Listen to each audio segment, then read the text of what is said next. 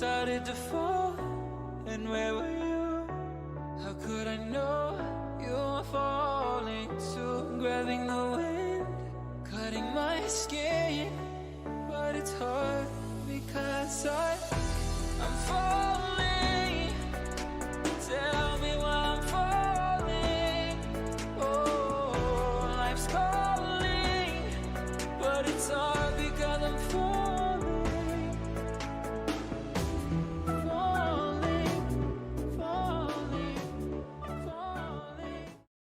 Welcome back, everybody. We are back with another week of Nemesis action. We are a little bit behind schedule right now, so we do have some players of the week for you that we're going to run through real quick.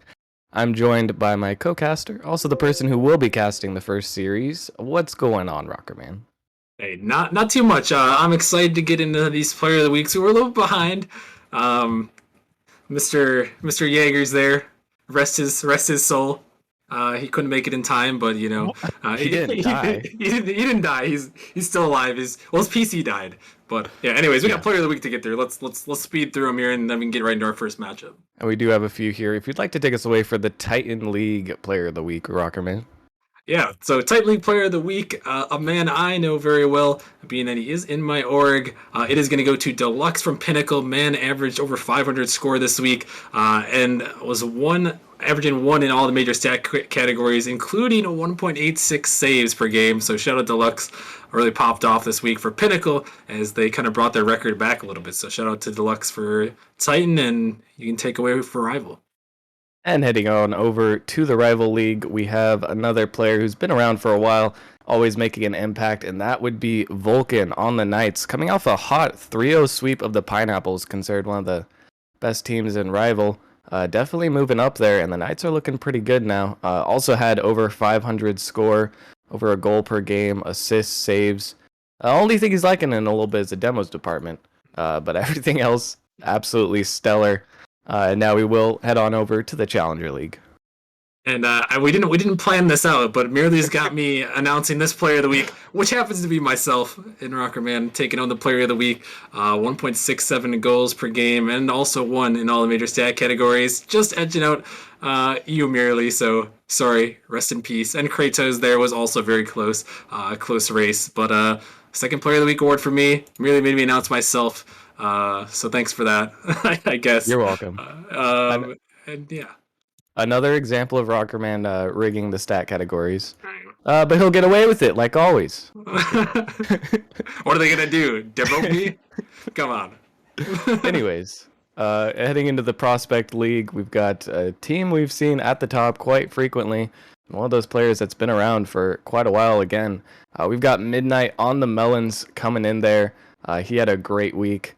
422 average score, over a goal a game, over a save a game. Mankind did everything himself, definitely deserving of this one, as we are going to head into the last final league, the Novice League. Yeah, and last but not least, wrapping things up here. Yeah, those Melons on a great win streak. But last but not least, we head to the Novice League. Some people were talking about this guy. They said he should have got Player of the Week about maybe 2 weeks ago, but he got it this time. His NB Outcast from the Ninjas there. Had a great week, shooting 45% from the field and averaging almost 1.3 goals per game. So shout out to NB Outcast from the Ninjas, putting out a good week there and taking home the Novice Player of the Week. So yeah, that was a quick run through. Congrats to everyone on taking home the Player of the Week. This week, a lot of good races. We didn't really get to quite get into all the races and how close they were, but these guys took home all the awards. So shout out to everybody there. And yeah, now we'll take it up into the booth. I'm going to bring in my guy Jeff Masters, who's going to be joining with me on this first matchup of the night, as we have the Blackhawks, Jeff, taking on the Rooks in a Prospect League showdown, and it should be a good one here. Indeed. Looking at these two teams, they're pretty close neck and neck, but I guess the score is really close in the Prospect League. Blackhawks are sitting at 6-4 right now with their record, and they're sitting in third. Rooks, they're 5-5 at that, but 5-5 puts them at ninth. And also a little bit of history between these two teams. It seems like Rooks have the higher hand, the upper hand in these matchups against Blackhawks in the past.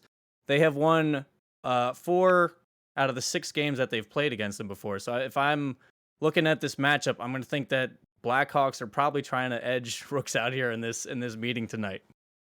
Yeah, they definitely could have the upper hand here. They have in the past, and we'll see if that continues. It looks like maybe we weren't behind after all, as it looks like we have to wait for the teams to hop in the lobby still. The lobby information has been sent, so hopefully they'll hop in here soon. But yeah, it's an interesting kind of race there in the prospect league this season. As the Rooks, they're sitting at 5-5, Jeff, and there is a 5-way tie for 7th place. And you kind of gotta love this part of the season where the races are still close. We're just past the halfway point. All-star voting is coming on Wednesday, so things are kind of starting to get set towards the end here, and it's good to see a really tight race that the Rooks are involved in. And if the Blackhawks lose, they could also be dropping right into that play-in tournament race. Yeah, exactly. Honestly, I feel like that's just indicative of how close these teams are, like, in their league, and that just shows you that, like, every game that is going to be played is going to be a really good game. It's just I love those neck and neck fights where it's just down to the wire. There's like no game that you can kind of slack on. So I'm interested to see, as these two teams are getting prepared, hopefully shortly, to take the field, that really they're going to see, just because of exactly what you just mentioned, how tight of a race it really is. So they're going to be playing their hearts out there to try to get that razor's edge of a lead against the other players, which is really important in this prospect league. So we'll see what happens as the night unfolds. Yeah, definitely. It should be an exciting matchup.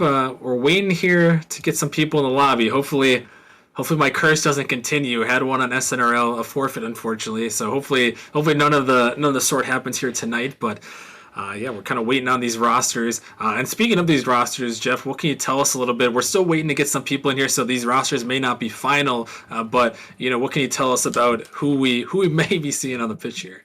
So for Blackhawks, the roster is sitting with Sanitario, and you also got Alpha, Eternal, and Sage. And then on the Rook side, there's actually quite a few players you could see, being Kenji, Mr. Mose, Flux Capacitor, or even Yukio. So as you said before, we're not exactly sure who we're going to see out on the pitch today. But as also bringing up what you mentioned earlier, I feel like regardless that these two teams are going to be playing with their all out there on the field, and I'm sure they've had some good games with their subs before, and they're pretty confident as a team regardless of who takes the pitch. But we'll see. It's like a really big mystery bag at this point, right?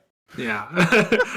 Who knows? We have no idea what we're gonna get out here. I did hear the Blackhawks saying they were gonna get a novice to help them out here. So at the very least, we should be having a match here.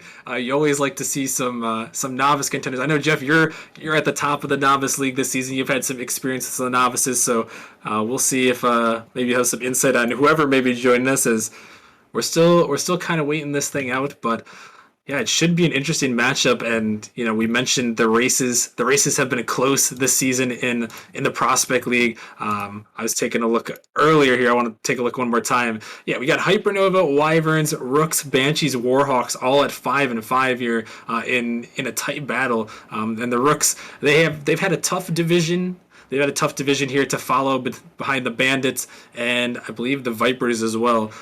So they're still looking to stay in that race, and this could be a great game here against another top contender, Jeff, to try to pull out a win here and keep pace with those top teams. Yeah, absolutely.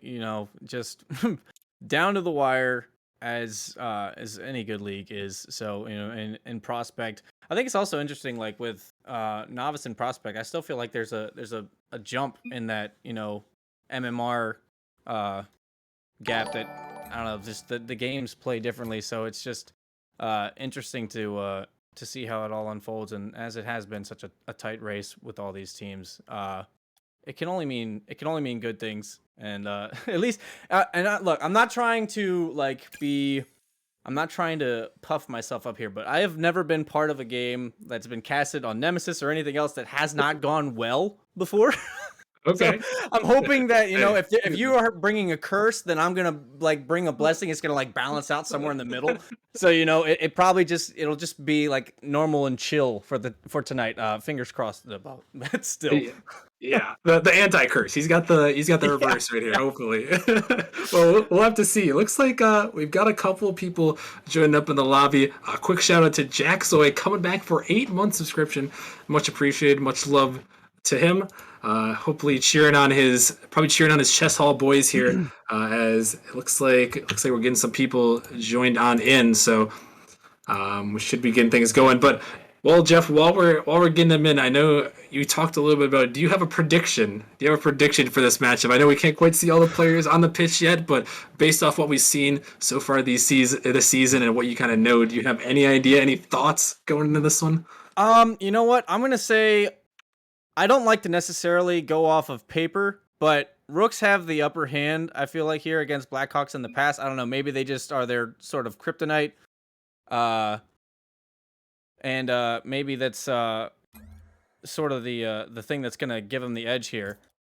But I'm not exactly sure. It might be I'm thinking Rooks, honestly, in the long haul, because I don't know. I just feel it that's what's gonna happen. So I'm gonna go with Rooks, and it might be close. Blackhawks might bring it down to the wire, but I feel like Rooks is gonna edge it out in the end. All right. Well, we will have to see. As I know we're past the 10-minute time, but I know both teams are actively trying to get in here still. So apologies for the technical difficulties. They should be joining. It looks like we've got, I believe that is the Blackhawks are in here right now. So we're trying to get everyone joined in. And then we'll wait for confirmation. Wait for confirmation that these guys are good. Look like they're having some cross-platform issues. So hopefully we'll get that sorted in just a second.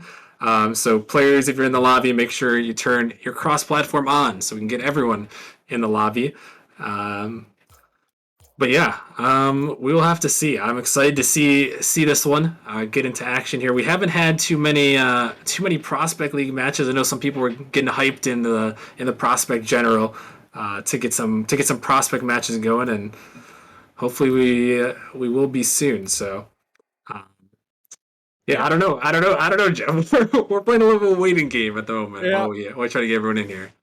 My apologies. I was trying to read what was going on in the chat in the actual lobby when you were asking me who I was thinking of was gonna adjust. So I apologize for the pauses in my delivery, but yeah, I don't know. It's I see. Do we have everybody in the lobby right now?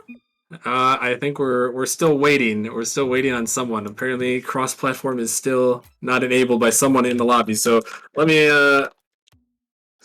go make sure that let them know that make sure that cross-platform is on. All right, and we'll see. It has been the common theme. It has been. Oh, it's also now not letting me send messages in the lobby, and I think the lobby has crashed. It does seem to be the case. Okay. Well, maybe it was the lobby. Maybe it was nobody's fault at all. But we will remake the lobby, make sure everyone is cross-platform on, and we will try again, I guess. Hey, you know what? There's a Rocket League update. You know, we can blame it on them. I'm sure that's definitely what it was, and not someone forgetting about cross-platform. But let me try to get everyone to join back. So apologies again for the delays, but you know, hey, those things happen sometimes. Oh, here, let me give it a little bit of an elaboration of why. Let me get my full thought out now that I'm not distracted. So the reason why I'm also sort of voting for Rooks is because I don't ever feel like just because a team is like better than you, that means or like better than you as far as the record goes, that means that they're going to win the match. And I can say this from personal experience. My team, the Whelps, we were playing a really good season, and then we just had an off day. Lost our first game of the season, and, you know, it doesn't have to be somebody that you think is going to challenge you that can defeat you. Sometimes it just happens. Sometimes teams just have a bad day. You know, everybody out here on the pitch is human, so anybody is liable to make mistakes. And I'm not going to say that just because Blackhawks are 6-4 and they're sitting third, that means that they're going to be better in this match that plays out tonight. I'll never take away that opportunity that the underdog has to try to take that away from Blackhawks. So we'll see how that plays out on the pitch as we see the players actually joining as this game unfolds. It's a miracle, Jeff. They're back. They're in the lobby. We get some Rocket League going here as we will get into this bad boy. Blackhawks taking on Rooks here in this game number 1, as we're gonna get things kicked off here, and may have an AFK player. I am not sure. Okay, looks like they're all sorted out there, so things are good. We are rolling. The teams are on the pitch here, so we can finally talk about who we actually have on the pitch. On the Blackhawks end, we have Sage, Sanitario, and Alpha. And then on the Rooks end, we have Kenji, SK, Mr. Moose, and Yukio Takeda there.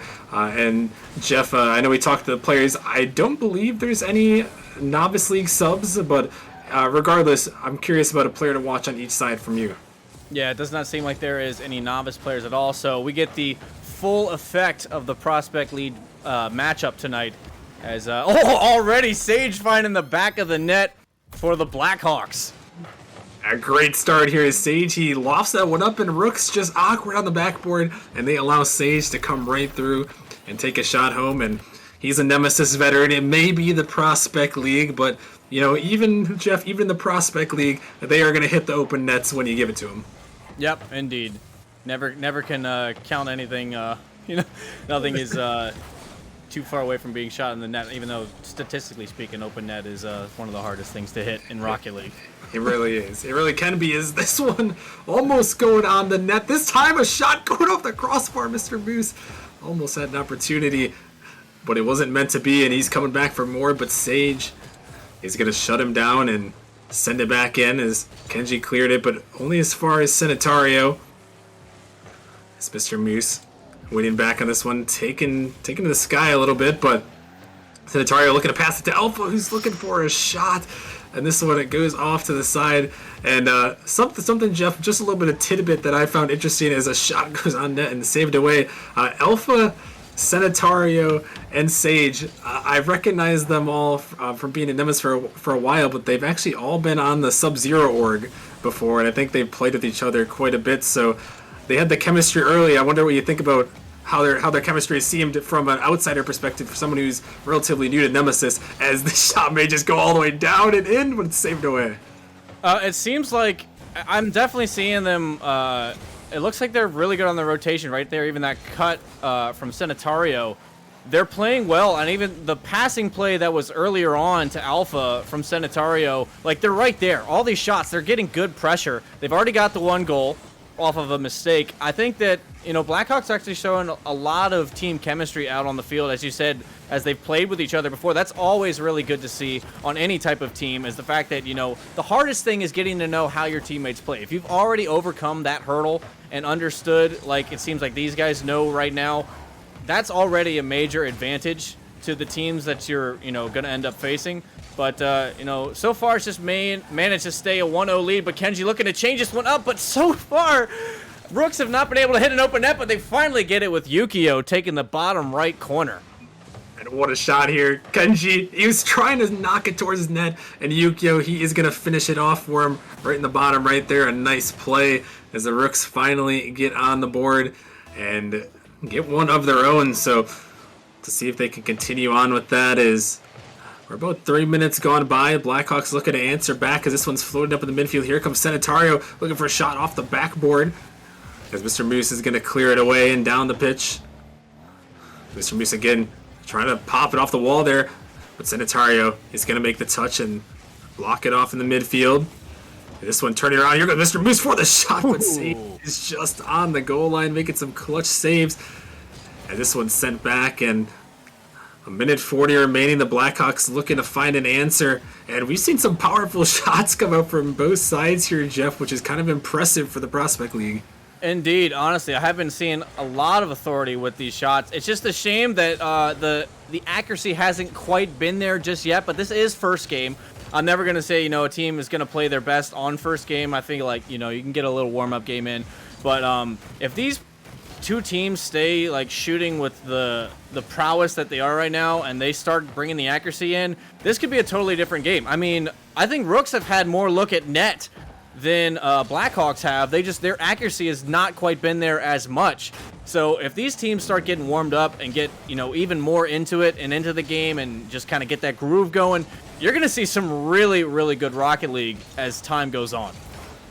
Definitely so, and yeah, you mentioned the shots. The Rooks are dominating the shot department at this moment. It's 8-2. Blackhawks only have 2 shots, both from Sage Burner, who has just capitalized on one. As this one sent towards the net, but just a little bit wide. As we're down under the final minute of play here in regulation of Game 1, this best-of-5 series. As Mr. Moose pops it up, looking to get a flip reset maybe, as it's floating towards net. Sanitario gonna clear it away there. for the Blackhawks. So down to the final 20 seconds. Mr. Moose going towards his own end, a little bit awkward, gonna leave it for a teammate as they pinch it out here. Mr. Moose once again giving chase. Sage trying to cut it off in the midfield. Kenji is up, sending it off the corner. Sanitario looking to bang it down. Can they find one more at the end of regulation to win it? This ball floating in the midfield. It's dangerous, but it's saved away, and we're going to overtime in game one. A close play there, Jeff. Such a close look there. I was really worried when Kenji didn't make that touch there. I was like, oh my gosh, is this one just going to be a slow roller, like just right in front of your face? Like, what did I do type moment? But luckily, the Rooks get a break, and they've managed to keep it into overtime. We'll see. I'm hoping that the Rooks can kind of dial their accuracy in just a little bit, and because I feel like they have dominated the offense in this game, as you were mentioning earlier with the shot count alone. So we'll see. So 25 seconds into overtime, just playing a little bit of back and forth, but pressure is still not off of the Rooks as they're getting constantly put on their back foot. And that one was a dangerous one there. It seems like they're struggling to get these clears out as Kenji desperately diving in that ball with no boost. This one's down the midfield. Yukio banging it a long way. He's going to pick up a demo as it floats up. Sanitari a little bit awkward. He's trying to get another touch. He does, but Kenji reads him, but the block comes right back in. As it's sent to midfield. Kenji looking for the redirect, but Sage is going to make the save again off the backboard. It's floating up. Another bump comes through, but the Rooks not quite ready as the shots. They are coming through fierce. Both these teams really looking for one as trying to send it back home. Honestly, I love how Rooks is mixing it up. Oh man, right as I say it, of course it's gonna all fall apart as Sage puts it away for Blackhawks, but I was loving the mix-up that Rooks was bringing there, bringing the bump plays. They had the pressure right there. That was like the moment that they needed it to crack and just couldn't get it through. Blackhawks come away with a Game 1 victory. Good first game, but I think as time goes on, this is gonna get even more intense between these two teams. Yeah, I mean, what a passing play to end the game. Cross map. You know, we mentioned the chemistry. Sanitario and Sage there leading the way on the scoreboard. Sage with the 2 goals, but I mean, what a play to end it off there for the Blackhawks, and they overcome the deficit. Sage racks up all 3 shots, 11-3 there, Jeff. They survive all the pressure, and you know that can be a little bit infuriating. You know, as a team with so many shots, but you couldn't pull away the game. Yeah, honestly, they had so many looks, so many chances, and look, I understand because I've been there myself. Sometimes maybe it's a rush shot, maybe you just flipped a little bit too early, a little bit too late, your shot's off. I get it, it sucks, but I'm not counting Rooks out. They were definitely bringing it up, and not to put anything past Blackhawks either. I definitely saw in overtime they were demolishing Rooks' ability to get off their own side of the field really quickly. The passing plays, the quick rotations, they were quick, like clearly on top of each other in a good way. So I don't know. We'll see as this plays out, but I'm not counting Rooks out as this goes into game number 2. I wouldn't either. They've had a great record so far this season as they've made it to 5-5. They did have a hot start and have struggled as of recent, but coming off a 4-1 start to start the season, as they're looking for one here. Kenji just gonna flip it in there. A little bit of a turtle goal there. Maybe not as intentional, but he got it in. Yeah, honestly, I'm not sure if Blackhawks were just a little bit of miscommunication there at the midfield. There was 2 cars there. No one was back. Good clear. Kenji with just a really nice pop to the top right corner. Gets it to drop right in. Early lead within 15 seconds. Good way to start. And after coming off a Game 1 loss where you had all the pressure, that is one way to finally break through and get a little bit of momentum going your way. As Kenji going to pick up a save. Alpha out in the midfield. Sanitario coming through. This ball's going to be blocked. Alpha trying to get back to it. He just drops it in the midfield. Kenji going to take it by Sage. He's on the dribble. What can he do with it? He's lost control. As Alpha is going to take it back for the Blackhawks. Into the Rook zone, looking for the pinch as that one goes a little bit wide, but not quite going to make its way through. This ball popping up, Yukio off the backboard, looking to stay with it. As he's bumped a little bit, trying to flip back as this ball's pinched. Sage going to find a huge 50, but it's off the net there, and it's going to be blocked away. The Blackhawks starting to get a couple of attempts here with these quick dives into the midfield, Jeff. Yeah, they're definitely trying. They are trying their hardest to get something to work right now. So far, nothing quite connected. They've had a couple of close calls, but still not quite there. Rooks are doing a pretty good job at shutting down most of the opportunities that are presented, and even right here, Kenji taking another shot at the net. But so far, nothing has fallen for Blackhawks just yet, but still plenty of time left on the clock, 3:24, and some passing plays coming out, but that one's a big clear from Sage. We'll see if he can do anything with it as he comes down to the corner. This ball up off the backboard, and Sanitario is coming through for the goal, and they tie this ball game up. Yeah, so Sage from the corner, beautiful pass. He was able to do exactly what Sanitario wanted to do. And also that read getting right over top of Kenji, like it was the perfect pass, perfect place at the perfect speed. That's just really good. That's really good skill out on the field, and also chemistry to just, know how the other person's going to pass it. It's just really good. So now it's 1-1, equalized out, and with 3 minutes left to play, anybody's game. Yeah, I mean, what a read from Sanitario. Impressive display of mechanics there to find that one home. As he's been in Nemesis for a while, was a Season 6 runner-up and an All-Star in that season. And he is looking to bring it back. That was, I believe, last season on Frost, as he moved up from Novice to Prospect here, looking to make his name known. And so far he has, after that shot, as Alpha picks up a Savior medal, past halfway in game number 2. Yukio blocking this one off. Sanitario going to send it back in. Mr. Moose in the zone, going to clear it out. Alpha racing back. Mr. Moose going to pick up a demo as he slides through. Kenji off the back. We're looking for another touch, but it is denied away once again. We stay at 1-1, but this ball sent in. It could be an opportunity. Here comes Alpha. He's floating up, looking for a teammate, but Sanitario, no boost to work with, just waiting for the touch. As it's set back in, Yukio going to try and turn it on net, and he takes the misplay and turns it into a Rook's goal. I love the speed of both of the teams. The Blackhawks on the counter-strike going down the field. They couldn't quite control it how they needed to, and then Yukio just totally flipping it 180, sending it down the other way, getting that 1v1 type of situation and putting it into the back of the net for the Rooks. I love that type of gameplay, the counter-strikes, to see how quickly a team can adapt to a change in ball direction and possession, and Rooks clearly just showcased how quickly they could do that with the help of Yukio on that transaction. Sanitario is coming right back, trying to tie it up once again, but the Rooks defense now, they're looking to give themselves a little bit of defense their way, as they led the shots in the last game, and they lead shots in this game, but had some decent defense so far. As a nice clear from Yukio, sends it down towards the net. Mr. Moose going to capitalize, and once again, Jeff, the transition game, impeccable.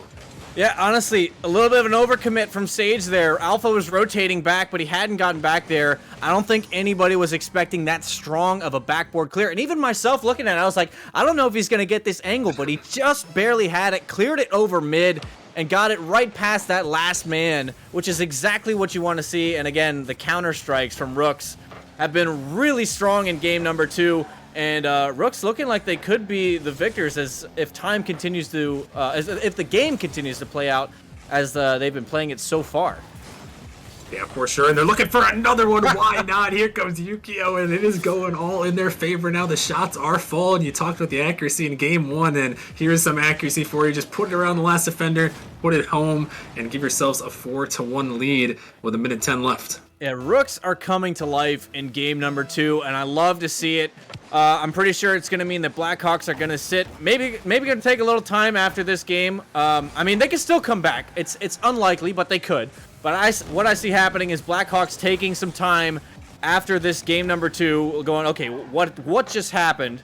What can we change here? Because Rooks just stepped it up a level, and we need to try and play at the level that Rooks are playing at right now, because they're looking really solid out on the field, much better than game 1. And basically, I just see Blackhawks trying to figure out what they can do to adapt to how the Rooks are playing right now. And maybe getting rid of some of those nerves, the first game jitters, and maybe the stream game nerves as well, as both these teams on stream for the first time this season. As we're down to the final 25 seconds, Sage cutting this ball off. The time ticking away, seeing if they can maybe just get one more for momentum's sake. But the Rooks trying to add to their lead here. Their margin of victory in game number 2 is Alpha in the midfield can't get to it. This ball still out in the midfield. A shot is going to go through. Sage puts it home, and there's 9 seconds left. Maybe out of reach, but at least some momentum at the very least. Yep. I was honestly worried a little bit there. Blackhawks looking a little bit floundering on those attempts, but Sage able to pull a shot in for his team. And like you said, a morale booster nonetheless. You don't want to go out 1-4. Going out 2-4 is a whole lot better than 1-4, in my humble opinion. But, I mean, things could still change, maybe. But actually, maybe it's going to be the Rooks who take one for the road with the help of Mr. Moose, ending at 2-5. Yeah, there you go, Mr. Moose. The pass from Kenji right up at the midfield. Mr. Moose some quick speed to get it in, and that is just some momentum snatched right back. Blackhawks thought they had it. Rooks said, we'll take that. And they may be going 5-1 here as this ball touches the ground. They take it home, 5-2 in this game. And they are going to tie this series up. And this is a little bit more like what we were expecting after we saw the shot totals from game 1 as the Rooks tie us up. I mean, honestly, even looking at this one, like 10 shots on net for Rooks, they are really just bringing the offensive presence. And clearly, actually, let's see. If you look at it, 10 shots, 3 saves, 5 goals. Man, that's a whole lot better on the shooting department than they were in game 1. And it clearly shows here. So we'll see as we go into game number 3. I'm expecting Blackhawks to really try to change up something drastic. I wouldn't be surprised if I don't think we've really, correct me if I'm wrong, Rockerman, I don't think we've really seen any too many demo plays come out. There's been a couple, but I don't think it's been all that prevalent. I wouldn't be surprised if I see some demo plays come out. Yeah, no, I'm a huge proponent of demos. I'm glad you asked, Jeff, as I have a lot of experience demoing in Nemesis, being at the top of the record book in demos. Like to flex that a little bit, but no, I love demos and bumps. They are so huge. They're used a lot higher or a lot more often in the higher gameplay. I'm not even gonna talk about the demos or whatever. Yukio, he's just gonna send this one into the net off the sidewall. I mean, honestly, what a pass from Kenji, and Yukio realizing how well that ball was placed. Really good communication or just reaction time, whatever it was, from Rooks to get that transaction. Yukio has been on fire for his team, and so good things going forward for Rooks in this game 3, already scoring early on. Yeah, that's gonna hurt the Blackhawks for sure. Not only in the score department, but right when you thought they had some momentum in the last game, the Rooks score one more buzzer beater goal, the second left, and they come out and score within first 20 seconds there. So. Now looking for more, Mr. Moose towards the net for the double. Oh my goodness, I thought he was going to do something crazy there, but just a little bit off target as here comes Sanitario. Trying to find a counter of their own for the Blackhawks. As Yukio, he's going to send that one away. Mr. Moose on the touch. Sage waiting back for it, going to pop it up. Sanitario, no boost to work with, going to try to get to it, but Kenji, he's cutting him off. So goes Sage again, looking for it. He's going to find a 50 out of the midfield. Here comes Alpha for the shot. He puts it in. A nice play to tie us up. Honestly, some really good plays from Sage. Like, I did not think he was going to be able to keep 50ing that ball so many times and keep it in the corner. But Rooks were just kind of on their back foot there and couldn't quite get a good look to clear it out. And as you see, they end up taking a shot on their own net as a result. So it's back to 1-1. This has sort of been the common theme within the first few couple of minutes. Has been the 1-1 score to kind of start things off, and then as the game unfolds, it seems like one team has always been the dominant team for that game. So we'll see if this one seems to follow the common trend of the others. But it's open for anybody. And we got a tied series here. As this one, oh my goodness, Dario almost finding a huge read. That would have been a one-away to give your team the lead here. As both these teams knowing this is a crucial game, this best of 5. You mentioned the standings with the Blackhawks at 6-4, leading the Central Division, looking to add more to their division lead, and the Rooks looking to maybe push out of that play-in tournament and into the actual playoff race as they sit at 5-5. So this series is so crucial, and this game so crucial, with us being tied at 1-1. As this one, Yukio gonna clear to the corner. Mr. Moose gonna help him out, get the ball to the zone, but only for a moment as Alpha takes it to the corner, going to try to pinch it out of the midfield, but Yukio, he's right back there on defense yet again. As he makes another clear. Kenji sending it down. Sanitario right back in. Sage couldn't quite get to that one, got the backflip, but he's going to come back and find a 50 towards net. Yukio dropping it down, but Alpha is there. He can't quite get the shot on net. As Mr. Moose going to pop it up and Again, Jeff, you mentioned it. The common trends continue. We get a 1-1 ball game as we're past halfway. No one has broken through yet to give themselves the lead.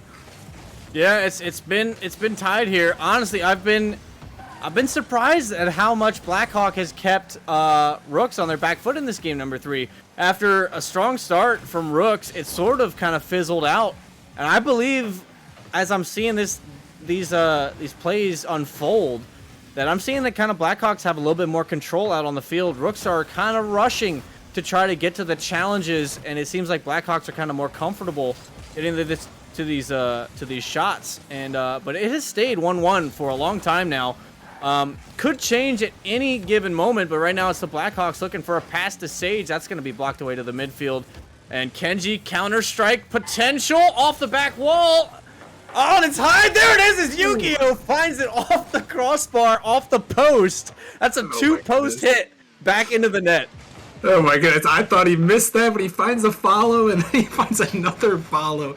And what is that? I mean, sometimes people call it a double tap, but I mean, is that a triple tap there, Jeff, right there from Yu-Gi-Oh? 1, 2. I feel like that is, because the first one's off the crossbar, the second one's off the post, and then the third one is off his car again. So I feel like that has to be a triple tap. Impressive nonetheless, as Yu-Gi-Oh, he gives his team the lead here, as they also look to take the series lead in this game number 3. But Sage and the Blackhawks, they've had some answers in this series, and we'll see if they have another one in their bag of tricks.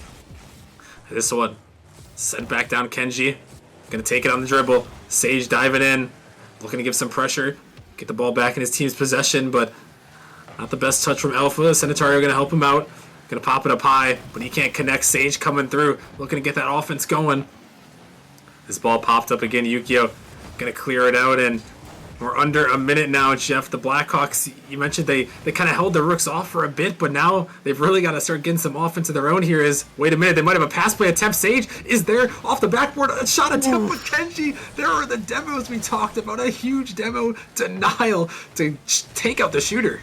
I love those types of plays, and it's not surprising to see. And honestly, good on Rooks. Like those scores that a team makes within like the last minute and a half.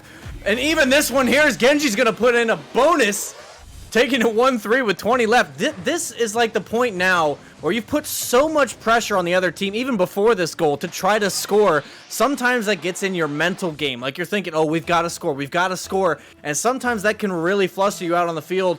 Kenji getting that demo on that look that, that Blackhawks had kind of really takes the wind out of your sails when you have that moment where you're like, oh, we can tie it up, and then it just gets it just crumbles away in the midst of it happening.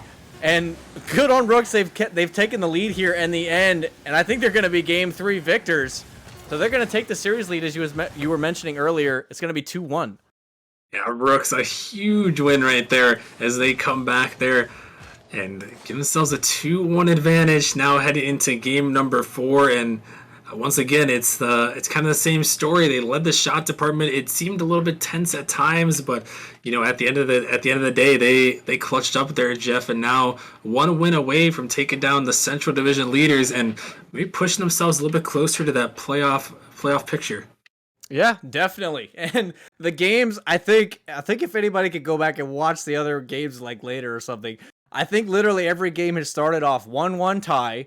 There's a lull for a little bit, and then the next team that scores wins.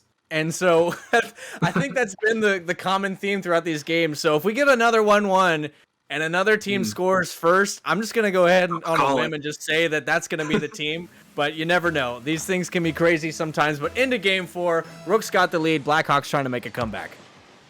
We'll have to see what is going to go down here. The Blackhawks, can they force a game number 5? Or will the Rooks take this series and get themselves above 500 on the season? And right back into that playoff push for one of those top 6 spots. The next 4 minutes and 40 seconds will let us know. Is this ball into the zone? Sanitario clearing it out. Alpha trying to get that clear, but Yu-Gi-Oh all over it. Here comes Kenji for the touch, but he can't find it. Yu-Gi-Oh again. But Sage on the defense going to deny him away. Mr. Moose now trying to get it back in. Yu-Gi-Oh a little bit awkward. Kenji is diving in, trying to get some pressure there as he gets that one. That one is almost a sure goal, if not for Kenji. Yeah, honestly, the the speed at which Kenji had to get to the ball. It wasn't the greatest attempt from Yukio. He was trying to line something up there, but ooh, man, that was a clear, strong clear down center. If Kenji didn't turn on the afterburners there. So good luck from Kenji, good awareness, making sure that, you know, those open clears down the middle of the field that turn into goals are just like the heart crushers. As Yukio gets one of his own, unfortunately it wasn't going to be on net, but we'll see. A minute having ticked off the clock now and still 0-0 score. So we'll see. This might be one of those ones that's kind of in for the long haul before another team scores. 3.5 minutes left in this game for the Blackhawks. Maybe not quite yet starting to feel the pressure, but knowing that they want to be the team who's going to score first and give themselves the advantage. So here comes Sage looking for the block. No beast to work with, but he got it around one as it's out in the midfield, trying to get another touch, but not quite where he wanted it. It's sent back into their zone. That one a little bit awkward. Sage caught on the ball side as Kenji popping it towards the net. Sage awkward there. It's off the post. Sanitario, he barely got a piece of that one. And that little touch from the corner of his card shift could have saved them the game here. Honestly, that again, it's been close calls. Kenji gets one, and then Sanitario gets another for his team. It's so close, but still 0-0 score. Just above 3 minutes left on the clock. Yukio looking for a look to the right corner. You're gonna get blocked away and then cleared by Sanitario, forcing Rooks to drop back heavily on their own side of the net. But so far, there's not been too many attempts really. This is kind of played ping pong across both of these, both sides of the field. It's been like ping pong accompanied by a lot of rushing to get back before the other team can get to score. So, but that's been the common theme. But I'm honestly not too mad at the 0-0 score. Just kind of really keeping you on the edge of your seat to see who will score first, because that's when the pressure is then going to really amp up. And no, I love 0-0 score lines myself. So much intensity, knowing that no one can score. The defense is usually great in these, or offense is usually so close. As this one up dangerous, the Blackhawks coming through, but Alpha, he can't quite turn it on. As that one could have been the opportunity they needed, but now the Rooks coming back for a counter. Mr. Moose a little bit high. Sanitario, he can't make the touch. Kenzie is there looking for the dunk, but it's on the goal line, and he is a menace. He comes through and dunks everybody in the net. Oh my gosh, Sanitario misses there. Kenji gets a 50, and then I'm thinking like Sage and Alpha are in the perfect spot, but neither of them jump. I don't know if they were expecting ground, or maybe they just couldn't see him behind the ball, but what a look from Yukio, coming in clutch for his team as he has in previous games before. Now, like I said, this is a good look, but still Yukio again getting the save for his team. It's a close one, but now the pressure is on for Blackhawks to really turn things up. Otherwise, not good looks. Yeah, there's only a minute and a half to do it. I thought for sure that was about to be a goal with Yukio a little bit floundering, but here is a goal as Sanitario from Sage ties us up. Really good passing play. Moose, not the best touch there to try to send it. I think he was trying to roll it up the wall a little bit, but unfortunately sent that one right to Sage. And the good pass, seeing the opportunity to Sanitario in the mid, exactly what you want to do. If you're Blackhawks, take that pressure off your shoulders, give yourself a little bit of breathing room, kind of open up, you know, that opportunity where you don't have to play super up or super aggressive now because you've got no time, you know, kind of control things out a little bit and see if you can get something to fall. Here is Alpha looking for a look, but again, it's going to be Kenji. He's sort of playing that physical role and those bumping plays and demos that we've even mentioned before. I think Kenji's kind of taking that role upon himself to try to upset the Blackhawks offense a little bit. And you need somebody like that who's going to disrupt the other team and make them feel a little bit uncomfortable. Give your team a chance to get comfortable in their own zone and get some space for your team, as Sage going to clear this one away.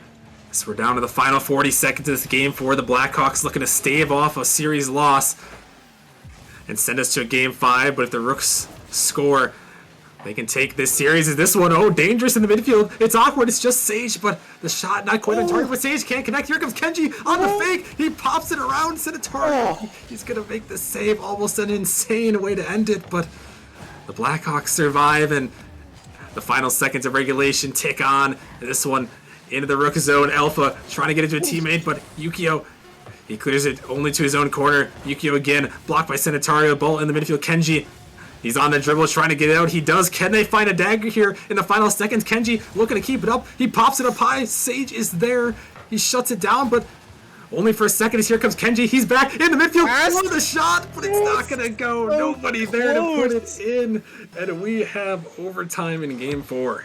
Oh, honestly, though, if Rooks can play this fast enough, I feel like they've got Blackhawks a little bit flustered. If they can kind of keep that pressure, this just might fall for them really quickly. But good defense from Blackhawks there on right before in the final few seconds. Those are always like where your heart just drops out of your chest. You're like, oh no, please not right before overtime. And they're already getting a look here. Ooh, blocked away. A little bit of a double commit, but still nothing falls. So we'll see if Blackhawks can maintain this pressure that they've got right now, surprisingly, on the Rook side of the field. Blackhawks looking to continue as a huge bump comes out. Sage, he lofts it up, and there it is. We're going to game 5. Sanitario puts it home. The bump gets some space, and the Blackhawks take game 4. Gotta respect the physical gameplay. The rule 1, even from Moose, like, I don't know. Look, I don't know if I would be that dedicated to that rule 1 as Moose was. In my net, I'm looking at, like, the game is won if we save off this goal. But, hey, respect to Moose, man. Like, giving respect to the rule 1, even with the goal right in front of your net. Oh, man, gotta love it. But we're going into game 5. Blackhawks had a really good look. Saved away a close call on their net in the final few seconds and managed to pull it away in overtime. So it's going to be game number 5, which I love going to game number 5 to settle things out. It lets you know that, you know, each team had their chance and their opportunity, and the final game is definitely going to settle it. Yeah, it definitely will. As here we go, game number 5. Jeff, you know, we talked about it. I may have been cursed, but I think you're anti-curse. You know, has brought us here to a game 5, and you know, what better than game 5 to kick off the stream? Exactly. So we'll see as these teams go into it. You know, everything is riding on this now. Rooks have had their looks. Blackhawks have had theirs as well. It's kind of gone back and forth. But, you know, in game number 5, it's where this is going to be settled once and for all. So we'll see what happens. It all comes down to this. Rooks versus Blackhawks. These two teams have been neck and neck. The Rooks, they've really led the shot department in this one, and they were up 2-1 in the series here. Is this one an opportunity for Sanitario? He's trying to fake everybody, but you can't fake the entire team that often as that ball's cleared away. And the Rooks with all their pressure, but the Blackhawks, they've battled back, survived some of these intense showings from the Rooks, and it brought us all the way to a game 5. And here they go for the shot. They started off huge. Sanitario puts it home and gives the Blackhawks the early lead. And I think Mr. Moose is cussing at himself after this one. I mean, I get it. You're trying to get the challenge there, but if I was seeing it before it even happened, I was like, that is going to bounce straight out into the center, and there is pressure coming in hot, and that's exactly what happened. Blackhawks just took advantage of not the most well-placed shot from Mr. Moose and the Rooks, taking a lead within the first minute of the game. But we have seen that the teams seem to find an equilibrium a little bit after things are scored. So I wouldn't be surprised if you see Rooks kind of get a shot on net here in a couple of maybe a little bit of time has passed by. So here comes Alpha. He's looking for his shot, and that is all the Rooks go. And here comes Sage, puts it in, capitalizing on the triple commit, and it's 2-0 in favor of the Blackhawks. I'll tell you what I have seen from Rooks, which has been really surprising to me. They have been really bunched up, like really, really close to each other on the side plays, and even on their own defense. It's been seeming like they don't know who's going for the ball, and they need to get that communication back up to where it was in the previous games. I don't know if it's game 5 jitters. Maybe they're just feeling like sort of their morale is being depleted. Good luck there from Mr. Moose taking the shot, and also the demo as well. But Rooks just need to kind of calm down a little bit here. They seem a little bit rushing, even right there, unless Mr. Moose got bumped there. I couldn't quite see, but just a lot of uncharacteristic plays that I've seen. Like you see even another double commit right there. So I don't know. I'm hoping Rooks can clean up their act, because you hate to get blown out in game number 5 when you've played so well against a team that's, you know, on paper technically better than you. But, you know, I'm interested to see as it plays out. Hopefully Rooks can kind of calm their nerves a little bit. Yeah, and that can be the one thing, too, about great offenses is sometimes when you have such a good offense and you know that you can get a lot of shots up, you can press and double commit like you've seen, and we're going to have to see if they can calm down, like you said, and get back their offensive ways. Here comes Kenji with a huge 50. Alpha, he's going to find the block for the moment as a huge demo comes out, and the counterattack isn't going to be on net. It's just all Mr. Moose. No! He puts it in his own net. A heartbreaker as it's 3-0. You know, that's another one that I don't want to say I told you so, but I can see it. I was like, it is coming off post, and Moose is gonna knock this in. And I was like, please just rotate from the post and come around and catch it, but just couldn't quite do it. So it's a 3-0 game now, with 2:30 basically left on the clock. Rooks have not had that many looks at net so far in this game. Actually, if I could check it, they've only had 2 shots on net as opposed to Blackhawks 5. So they need to start getting some more pressure here. They find themselves on the offense. We'll see if they can get something going. Good dribble from Mr. Moose, but Sanitario reading all over that pass. But Rooks really need something to fall, at least a goal, to try to get some momentum going their way. Otherwise, they are going to be digging out of the trenches for the rest of this game. Yeah, they may already be doing that as we're down to the final minutes here as Sage puts in another one. And the Blackhawks, they're just owning the shot department. Just so much pressure. It's just they flipped the script on them. It's just a complete turnaround here as they just are just going so hard. They have, and I don't know if like Rooks are sort of getting lost in ball cam. I know sometimes those shots, at least for me. I mean, I know I'm a novice, but man, these shots that Blackhawk is getting, they're just dominating in Game 5. Like Rooks don't even look like they have a chance right now. Where did these guys come from? Where did they come from, Jeff? Where did they get all these shots from? Did you leading this, Rockerman? I feel like you staged this right now. Like it's so the other way right now, and I don't know why. But Blackhawks are just showing up in game number 5. Maybe they just wanted to keep the crowd entertained, and now they're like, hey, this is what we can actually do. But I don't know. I'm seeing a lot of mistakes on the Rook side. A lot of whiffing plays, not really clear, booming clears, or like even passing plays to one another. They still got some time, but they have really got to do a lot of work in a little bit of time if they want to try to come back from this and take it even into overtime.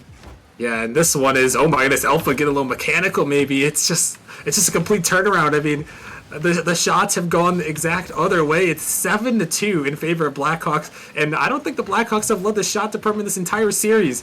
So it just shows you, Jeff, they've stepped up and they've came to play here, and barring a miracle comeback, as this one is actually going to be off net, barring a miracle comeback, they are going to get a huge victory here in this game number 5.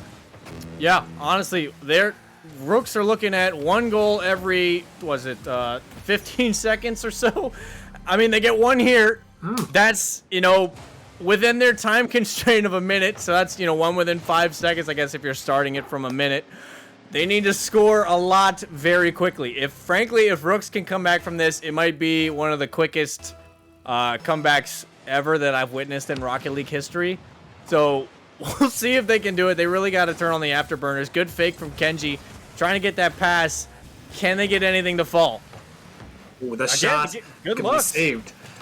Yeah, almost able to get that one through, but it's just saved away as it's seconds. Just the clock is their biggest enemy right now. As the Rooks stuck in their own zone, 30 seconds. Kenji trying to take to the air, just looking for 50. He's going to dunk it through. Sage, last man back. It's popping in front of the net, but Alpha, he gets there just in time, and that may just secure it there. As Sage, he's going to send it out in the midfield. Sanitario going to get a pop, and I will say that will do it here. As Sanitario looking for a dagger, but it doesn't matter. The Blackhawks come roaring back here, Jeff. And, I mean, just a huge win. I mean, when it seemed like they were out, they just came back and they showed us, hey, they're still here to play.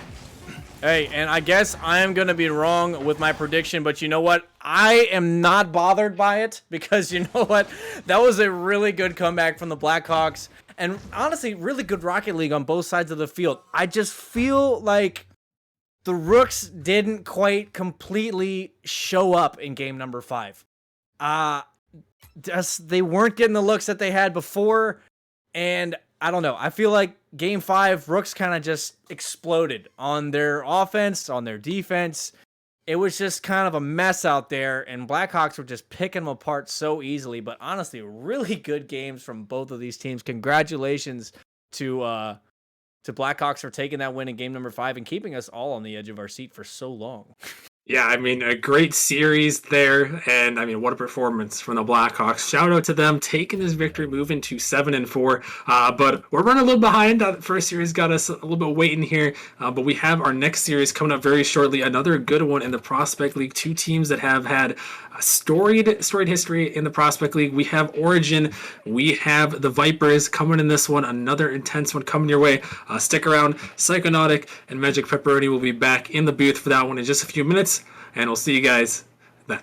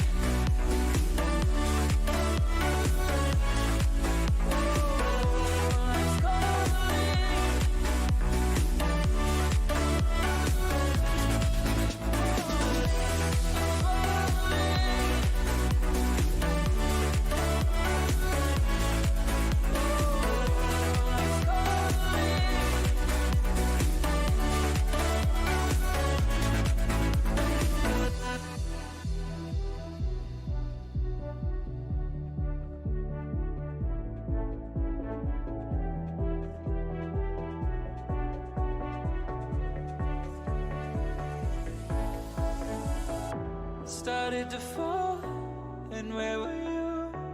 How could I know you were falling too? Grabbing the wind, cutting my skin, but it's hard because I'm falling. Tell me why I'm falling. Oh, life's calling, but it's hard because I'm falling.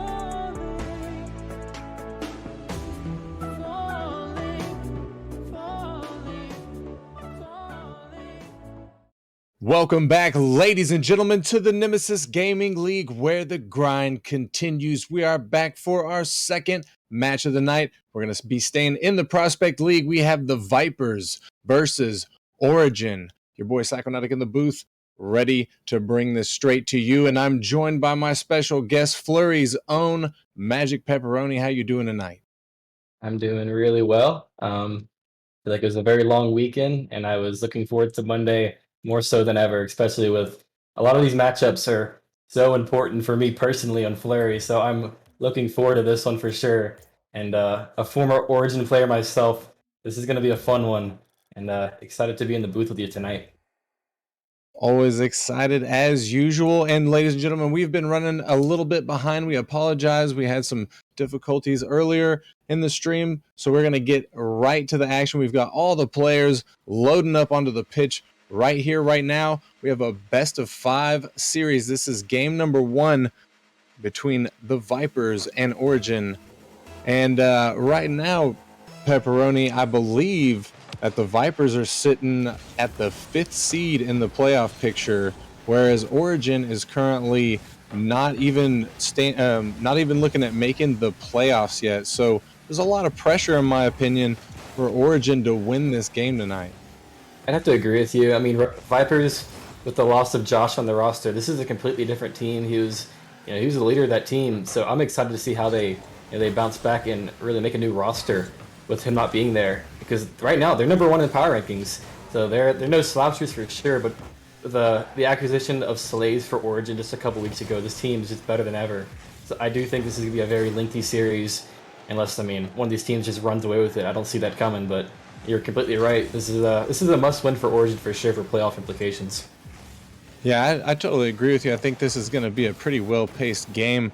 Honestly, I think if tonight is a night that Puggles is popping off, because he has pretty big pop-off potential from what I've seen the games I've played with him. And if this turns out to be one of those nights, Origin might be in some trouble here, but you're 100% correct that Origin also making those roster changes has, certainly in my opinion, become a much stronger team in this second half of this season than they were in the beginning. Puggles coming through, taking the first goal for the Vipers, going up by 1 with a little over a minute gone. And Lore with a very weird touch that had a lot of power, surprising even to me. And I mean, Puggles, right place, right time, just has to put it in the open net. And Origin, that's just a rotational error. A weird touch from Lore nonetheless. But the 1-0 lead for Vipers is to be expected. As Puggles, he's as you said, he's probably the guy to look out for this entire series. It's basically Puggles versus Slays for who pops off more, and Slays is going to get the response not too late after the first goal comes through. Ask and ye shall receive. Talk about Slays popping off, and he does just that, getting it past the final defender, tying things up for this Origin roster. And I don't know, I'm just going to go out here and say it, Pep. I don't know if you saw in Hub earlier, Slays petitioned to change the name of Origin to Burger Team, I believe, which I second that motion. I am down for that. That's a new one, but I mean, I'm cool with that. And I mean, I really wish the Boomgi was playing more often, because this is the first time I've seen him play Rocket League in a hot minute. So it's been a long time coming to see the Boomgi diff on stream. But Slays trying to get a tight angle shot.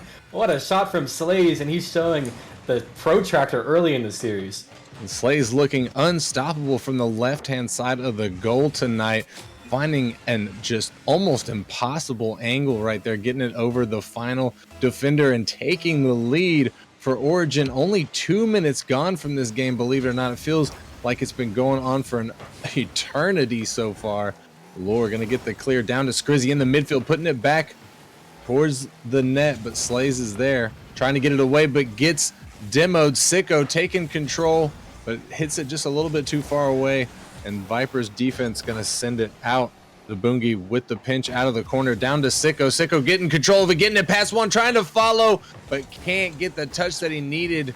Lore looking for a counter. Nobody back. Zabungi goes back, but Lore pops it up off of the backboard, hoping for a Viper teammate to take a shot, but Origin gonna send it out. We are now halfway through game number 1. Origin in the lead, Magic Pepperoni, but Vipers not ready to give up yet. Yeah, and Zabungi is just like driving this ball dangerously towards his net. But either way, this is a much pickup of the pace from the last series we saw for both games being Prospect. You can tell this is towards the top of the table, the standings, and the speed is showing through. A lot of mistakes that we saw in previous series in Prospect Leagues, these players are not making them right now. This is very clean in Quick Rocket League, and you love to see it. But right now, with Origin taking that mid-game lead, with Slays kind of just taking the pace of the game and doing whatever he wants with it. This is very dangerous. Slays had another opportunity, but it cannot put it in the back of the net, and it's going to be still Vipers looking for that equalizer with time taken away. Slays just barely missing his hat trick there. That ball bouncing off the post and out. Disappointing, but he's got a minute and 20 seconds left to still try and find that hat trick. Vipers doing everything they can just to keep Origin off of the offense, but it feels like Origin is starting to become more and more suffocating as the time ticks down with just over 60 seconds left on this clock. Game number 1's looking to go to Origin if Vipers aren't able to do something. Origin, finally, their heavy offensive push paying off as Sicko gonna find a pass from Slays. Yeah, and Skrizzy a bit awkward, kind of rotating towards the net one ball side, and he kind of had to be that guy to get in the way of that shot. There is going to be dangerous. And it does find the back of the net, and that gets things really scary here for Vipers in game 1. You don't want to give the underdog that first game win, or you're going to give him a lot of momentum and make him start to believe a little bit, because right now this is a dominating game 1 for Origin.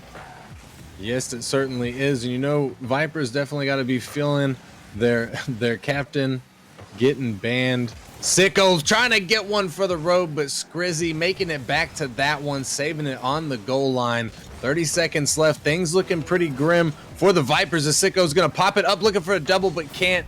Going to leave it for Zabungi to clean it up, getting one for the road, and extending Origin's lead now by 3. Yeah, and I think Puggles had to give the respect there to Sicko for that shot. And then when the miss comes through, it's Zabungi just has to hit the broadside of a barn, and he does it top shelf. And Origin looking very convincing in this first game. And Vipers, they just have to get themselves off of defense going into game 2, because right now, aside from this one clear right now, it has been very soft touches. And aside from a miracle happening, I think this is wrapped up for game 1, as it does the own goal into the back of the net. Origin with a 5-1 lead now. That was a pass play own goal.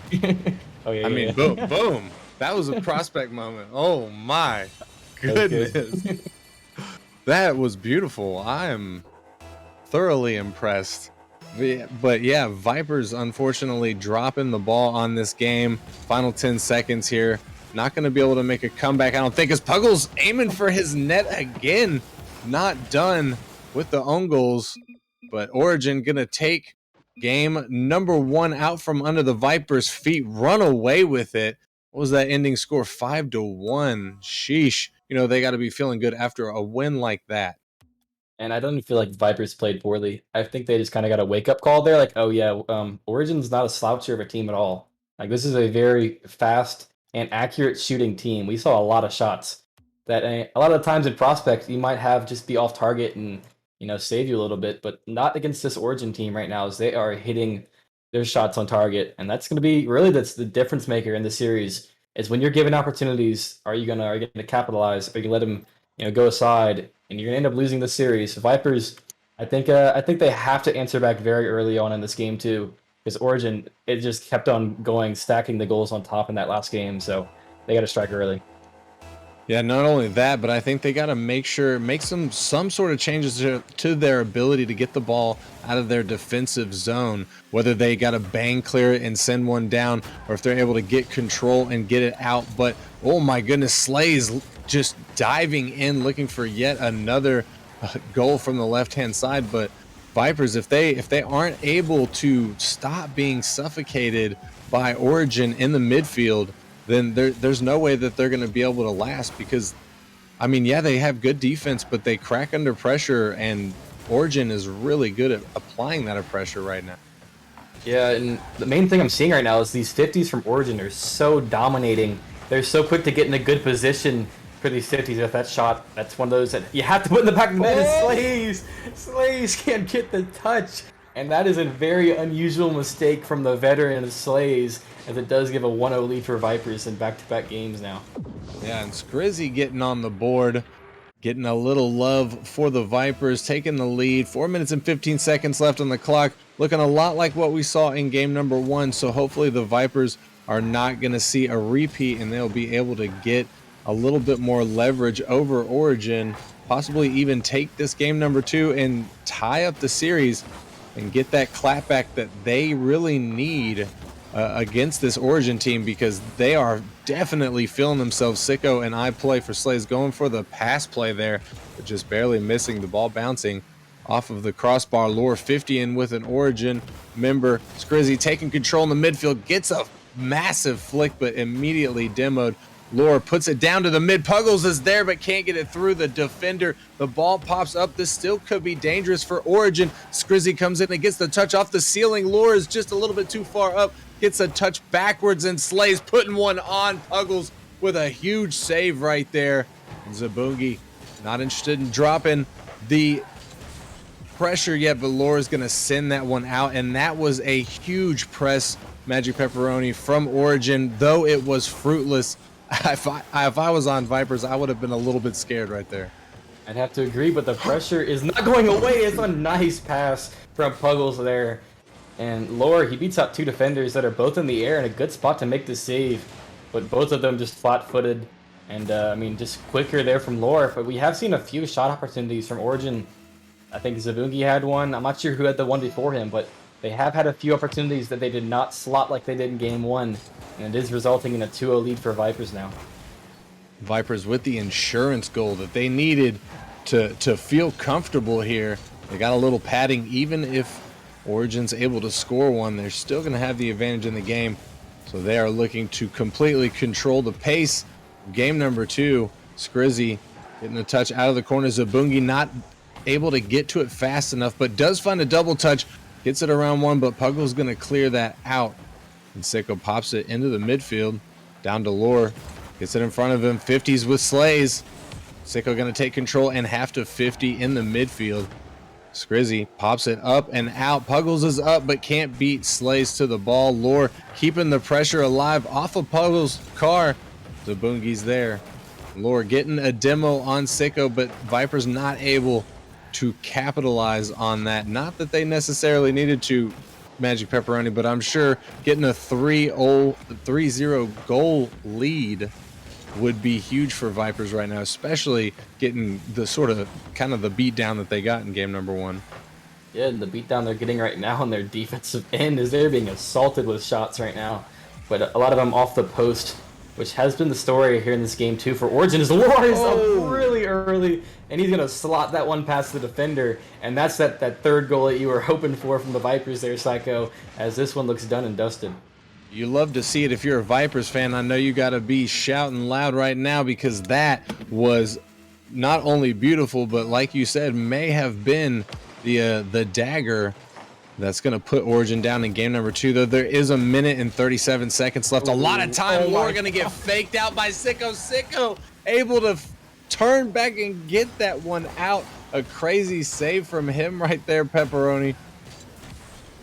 And we're not going to talk about that whip that just came through from, I think it was Lure. The ball just sitting still, and he passed it up. But I don't think it's going to make much of a difference when Rizzy is just 50ing the life out of the third man, and that will chalk up this game number 2, and tie up the series, I think, here, Psycho. Yeah, Scrizzy absolutely bodies the defender right there, gets it through. Minute 16 left on the clock. Looking like this one's going to pretty much go to the Vipers. They're going to tie up the series, though it is still possible Origin, I think, just can't stop the Vipers at this point. They have found their groove. They are literally on fire. Puggles with a demo on Sicko, but Slays able to get off the backboard and keep it away from his net. Skrizzy taking it away from him, popping it out to the mid. Sicko getting up in time to make the stop. Puggles to keep the pressure for Vipers. Skrizzy's up, but he's awkward. He gets a touch to the corner. Puggles is there. He beats out Slays. Slays knocks it down. Lure to keep the pressure alive for Vipers. The ball gets 50'd by Puggles. Sicko in the mid sends it out as we near the final 30 seconds here. And I don't even know. I guess it's mathematically possible at this point, Pepperoni, but I think it's realistically impossible. Slay's trying to get a shot there, but realistically impossible that Origin's going to come back. I think they just need to hope for a single goal. Yeah, you're right. And the difference in this game is the lack of shot from Origin. They had, well, just now racking up their fifth. I think 4 of them hit off the left post to the goal. So, I mean, you don't have to play much defense if you're the Vipers, if Origin's not going to be accurate in this game, too, like they were in that game 1.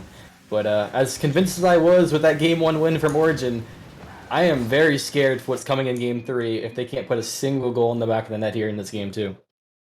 Yeah, whatever is coming is going to be super interesting. I can guarantee you that. Both of these teams, it's kind of odd because it feels like, and even based on the scoreboards, that it's sort of, they have the same sort of shots. They have, but one team dominates the other team. So obviously Origin, I mean, if you look at the scoreboard, they got a bunch of goose eggs.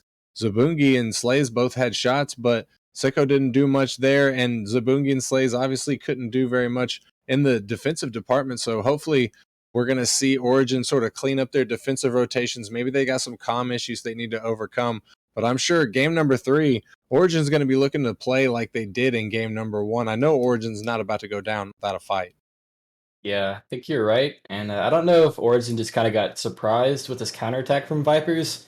After Vipers were just asleep at the wheel in game 1, I think they kind of got shell-shocked when the Vipers came out and slapped them in the mouth with this game 2 win.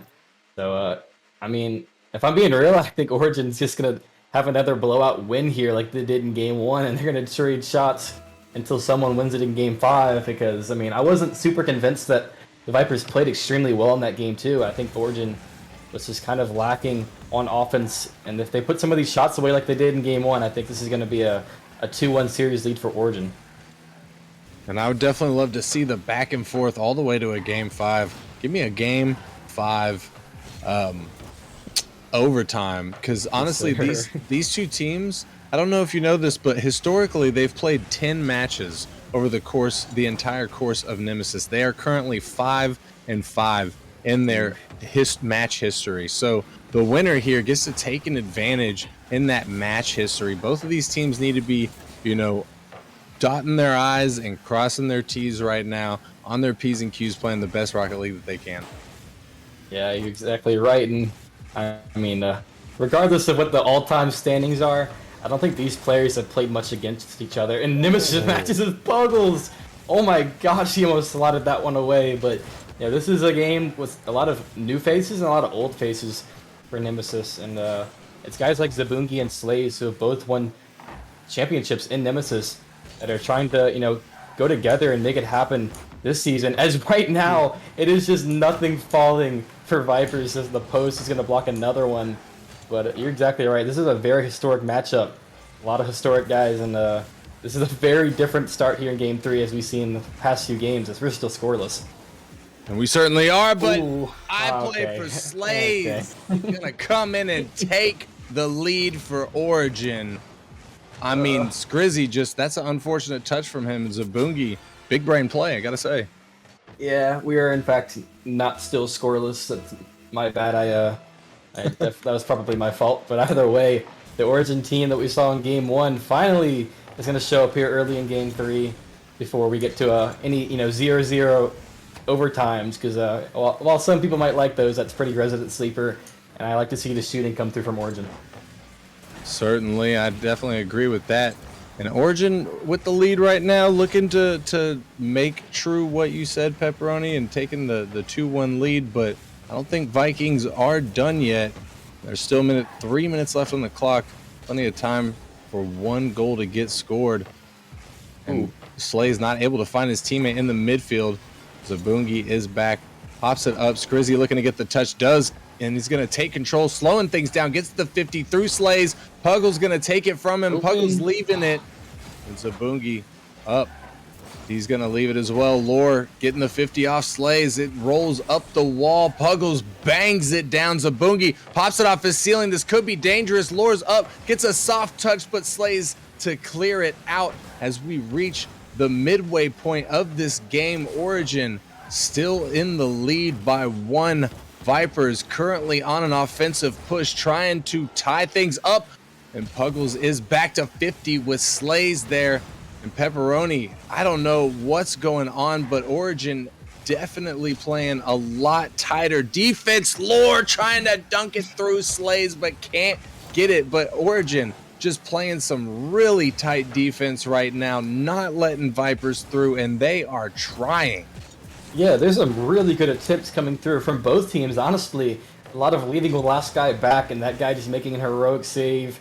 Or some, the post coming in clutch. But right now, another open net, and Puggles can't put it away, and Sicko's off to the races, but there's 2 people on their way back. And that's kind of the way this game has been going. A lot of weird stuff going on. People just missing the ball straight up because they thought somebody else was going to hit it. And both guys end up whiffing. And it's like, well, the ball's just sitting there, and there's an open net, so I'm going to shoot it, and then the last guy gets back in time. That's all that's happening right now. Not a lot of team coordination. Oh my gosh, Sicko! How do you read this?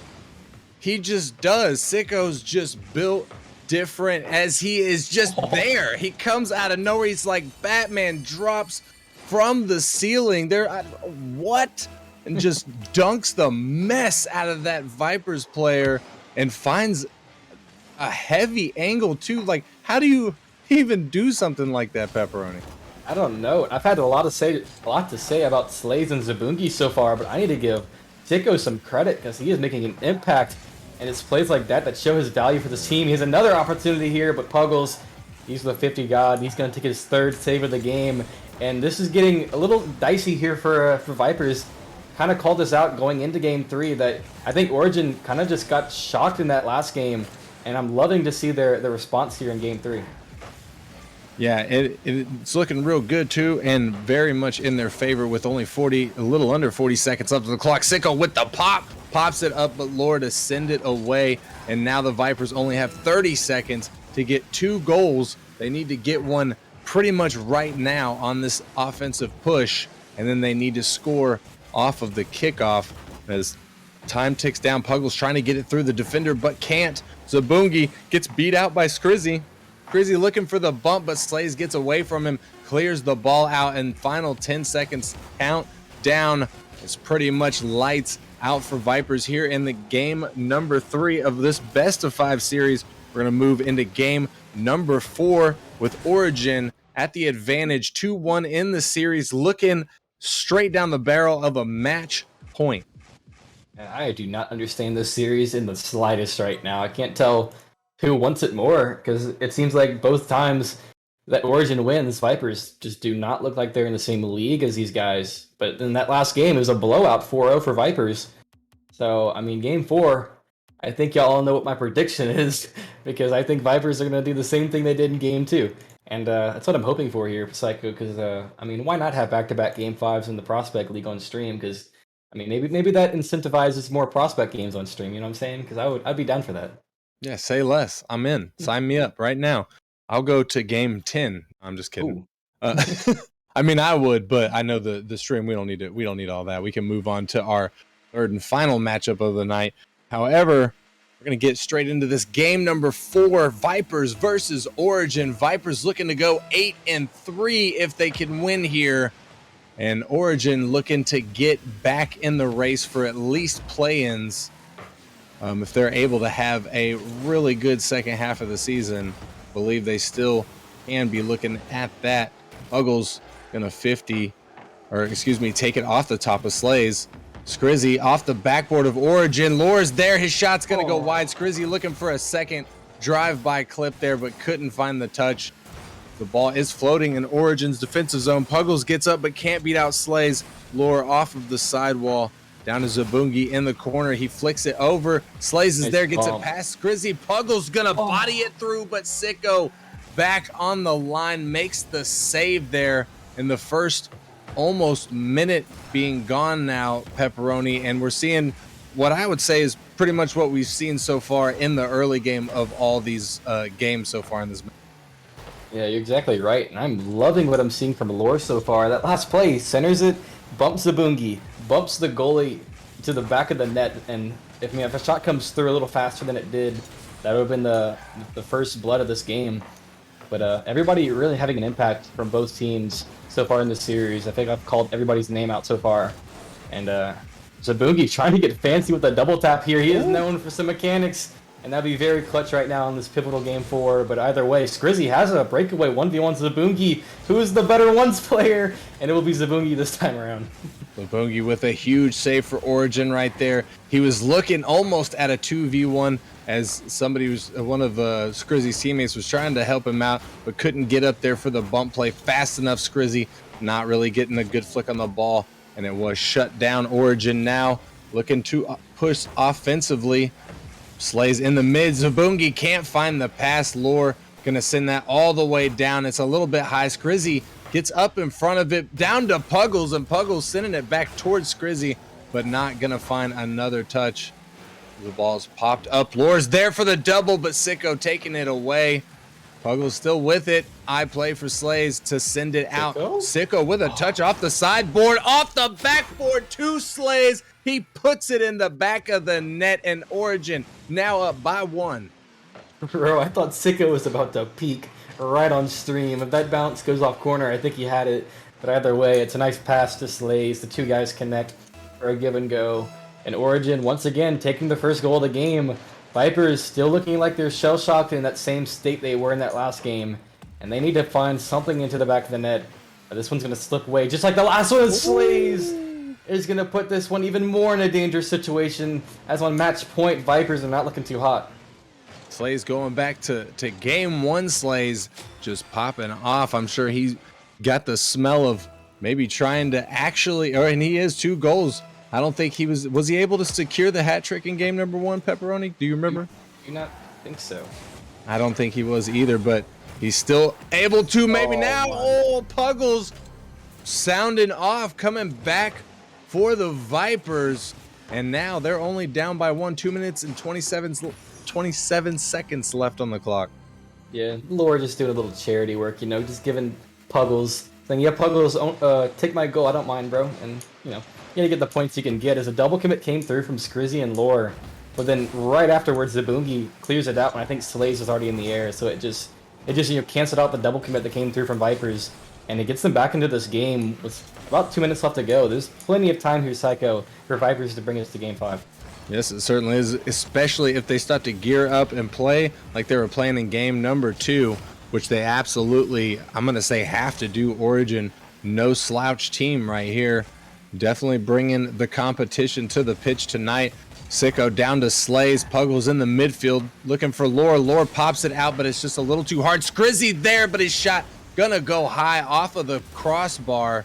Sicko with a little misflip right there, but still able to get back to it and get it around 1 defender, but Puggles is there, sends it away. I play for Slays with the touch off of the backboard. Skrizzy to keep the pressure alive for Vipers. Lore into the corner. Zabungi playing it out. Sicko getting an awkward control of it. Does, in fact, get control. Puggles to take it away from him in his own corner. Sicko looking for the doink. Lore is up. The ball was just going a little bit too high of the goal. Oh my gosh. Puggles with the 50 pinch.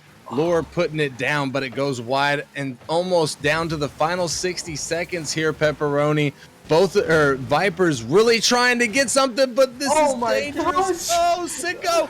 Oh my God. He fakes and then 50s 2 of them. Oh my gosh, he fakes out 1, and honestly, he faked all 3 of them. I think somebody barely got a touch. But either way, Zabungi is there in time to finish the clip. I mean, props to Sicko. He is popping off right now. He doesn't have to find the back of the net when he has dimes like that. That's number 2 from him in this game alone, and that is a huge goal for Origin late in this game. Not just and number 2 here tonight, but also at least number 3, Sicko. I remember, I think it was season 4, he was down in the Novice League and played on stream and had a clip, did an air dribble over an entire Novice team and scored it. It was bonkers. But so Sicko, definitely no stranger to busting out clips on stream live for the audience, as we have seen here tonight. And it's looking like in the final 15 seconds here, I don't think Vipers are going to be able to bring this back. Origin going to walk away with the W here tonight, sending Vipers home, needing to think about some stuff. But, I think with just a little bit more time, Pepperoni, because I don't think these guys have really had too much time to play together. Lord just joining the team earlier today, I believe. So I think with maybe by Wednesday's game, these guys should definitely be looking a little hotter. Yeah, they're still figuring things out for sure. But I mean, you can't blame them for kind of losing air towards the end there, as they had a chance to win that. But when that fake comes through, you're just dead in the water. But either way, Origin just continues to impress and pick up huge wins, and that is a big time win. On a Monday, if you can take a 2-0 week on Wednesday, Origin is definitely on the up, and I'm impressed with this team, and they're definitely scary in the Prospect League right now. Yes, I 100% agree with that. And I just want to thank you real quick for joining me here tonight. But we're going to have to wrap things up because we are just a couple minutes behind for our next matchup, which is going to be in the Novice League. Acceleration and Gorgons going up against each other. Both of these teams are 5-5 in the league. So one of these teams looking to take the advantage here and get the next win. But definitely, we're going to take a small break. Stick around. You don't want to miss that Novice League action. Pepperoni, I appreciate you joining me here in the booth tonight. It's been fun. It's always good when we have double prospect matches, and hopefully the Novice League can bring us to a Game 5 that we deserved in that last series. Certainly do hope that they do that. Stick around, ladies and gentlemen. We'll be back in just a couple minutes.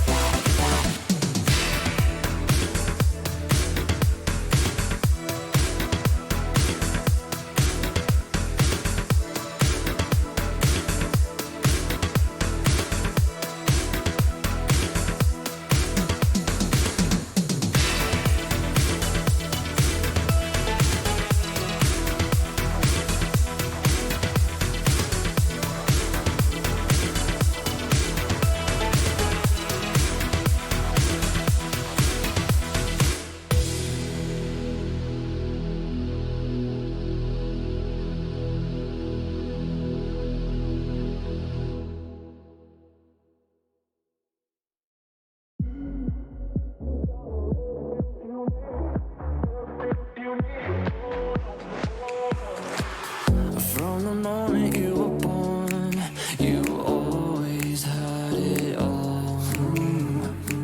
And I guess someone dropped the ball, 'cause look where you have gone. You had everything, fucking everything. You don't know. You had everything, threw it all away. You don't know. You got everything that you need, everything that you need. Hold on,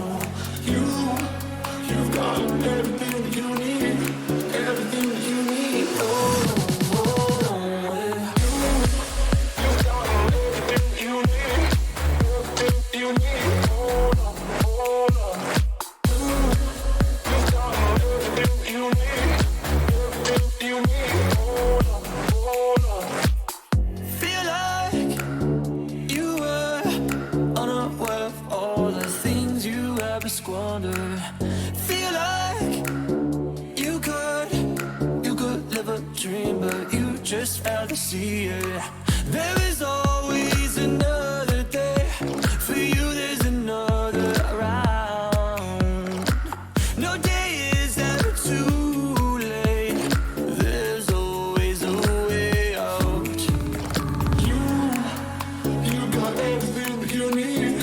Everything that you need. Hold on, hold on. You've got everything that you need. Everything that you need. Hold on, hold on. You've got everything that you need. Everything that you need.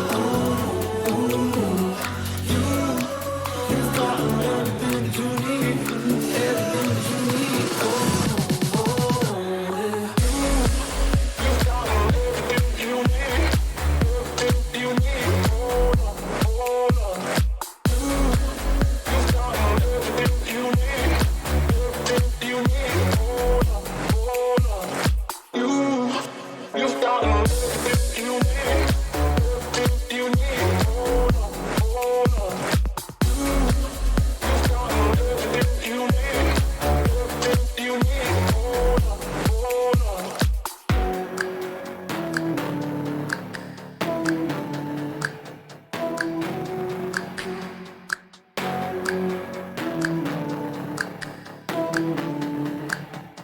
Everything that you need.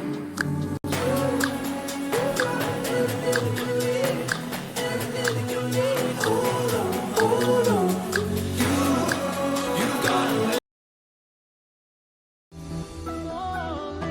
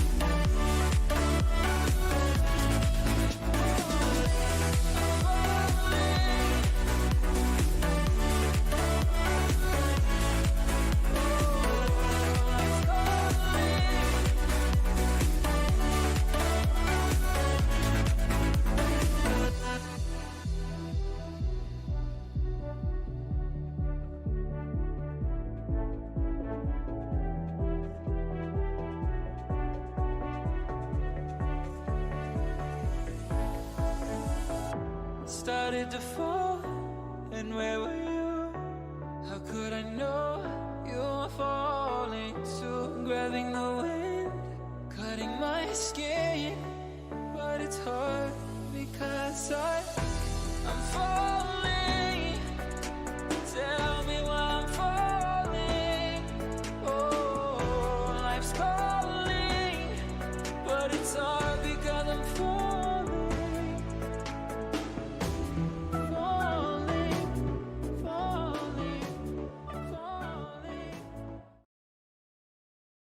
I'm Psycho. Welcome back to the Nemesis Gaming League, where the grind continues. I am Puggles, I think, joined by my good friend, Fishy. How's it going today, Fishy? I'm doing great. I can't wait for this novice matchup here. After some, let's just gloss over that last series. How about that? Yeah, I agree. I think the last series can be looked over very quickly. And I think that we can just move on to this next one because it is looking like an absolute matchup of the century. We got Acceleration Gorgons. Fishy, tell me about these teams. So these teams both 5-5 right now, sitting in those play-in spots. But Gorgons also has something to play for. They could still win their division, only a game behind Frost. And Acceleration looking to hold on in those play-in spots. Of course, being in a division with Whelps, there's not much they can do in that front. Yeah, absolutely. Whelps with the absolute beast of Jeff Masters. I remember watching him in one of the off-season tournaments, and when I heard that he was going to be a novice, I just threw my hands up and I said, well, his team's pretty much a shoo-in for the end of the season, or for playoffs. And it looks like today Frost has already won their game, so this for Gorgons is very important for them to keep up in that race. Yeah, it really is a must-win for them. as it looks like we're waiting for the teams to show up here, but Puggles, I know you can tell us a little bit about Acceleration, having seen Arosa here on Saturday. Yeah, seeing Arosa here, and after I butchered his name, he decided to be nice and not flame me, which is pretty cool. But yeah, I would like to say my bad for pronouncing it on me.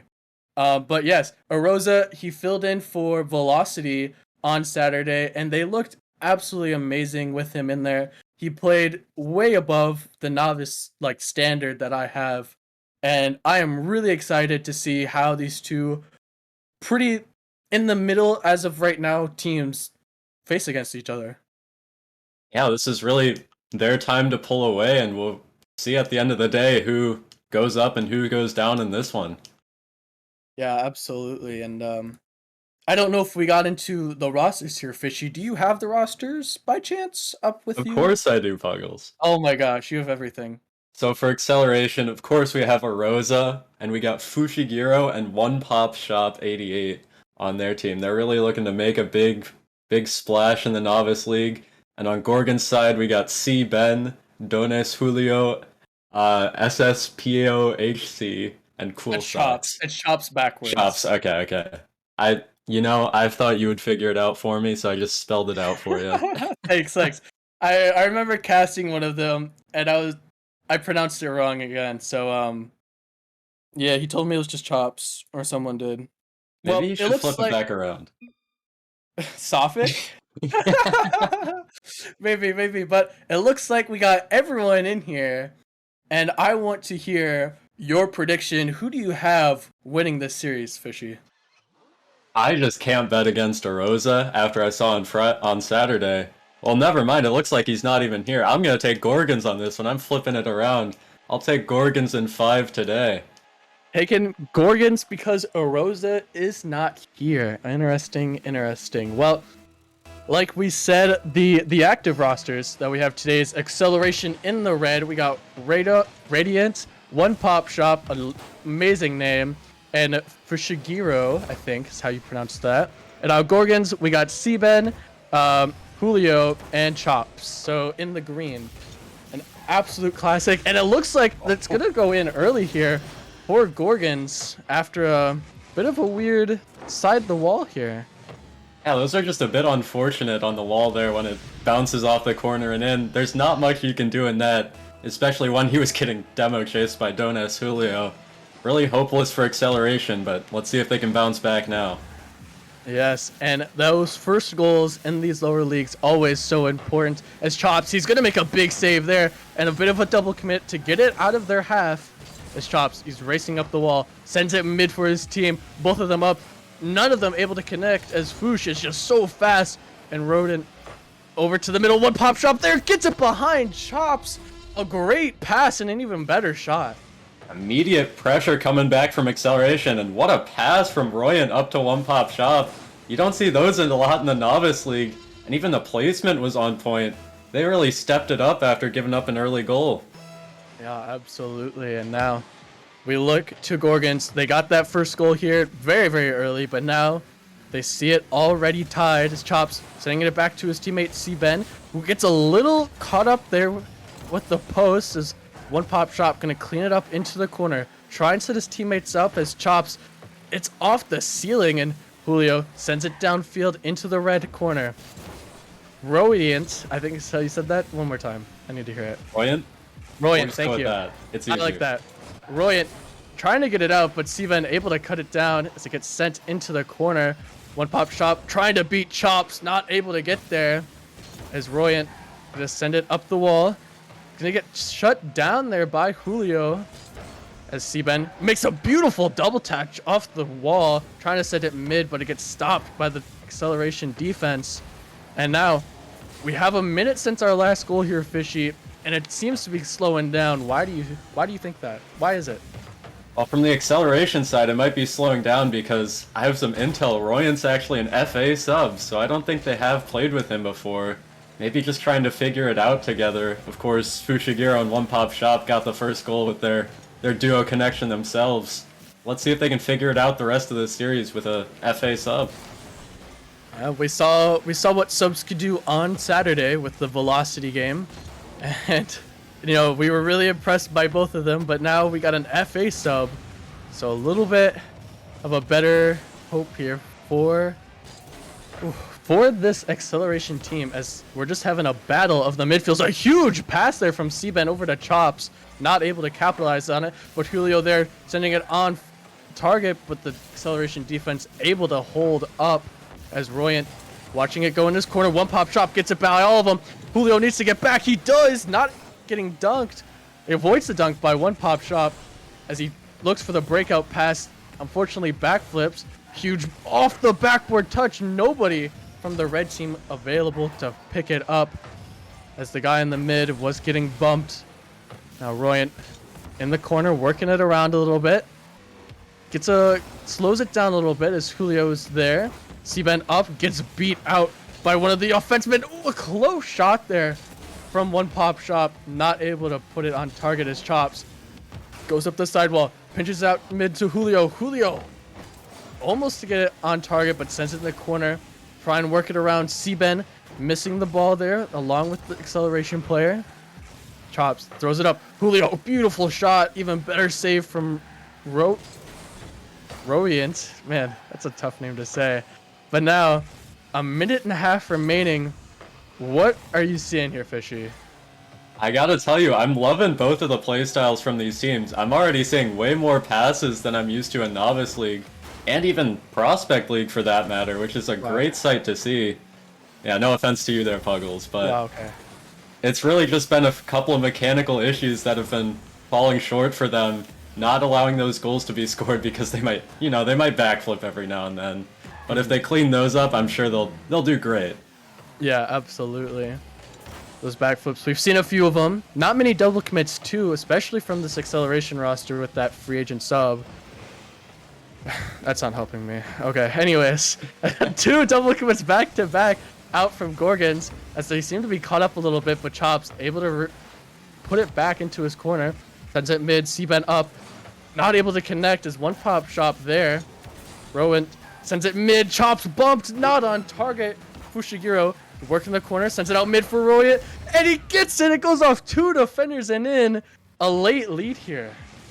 That was a great play from Acceleration. I thought they had the one before that where they had the guy going for the bump on the net, and I think Royant, he turned around as soon as he got that bump to keep that ball in and managed to 50 it through both defenders. Just pushing everything to get a goal here with 30 seconds left.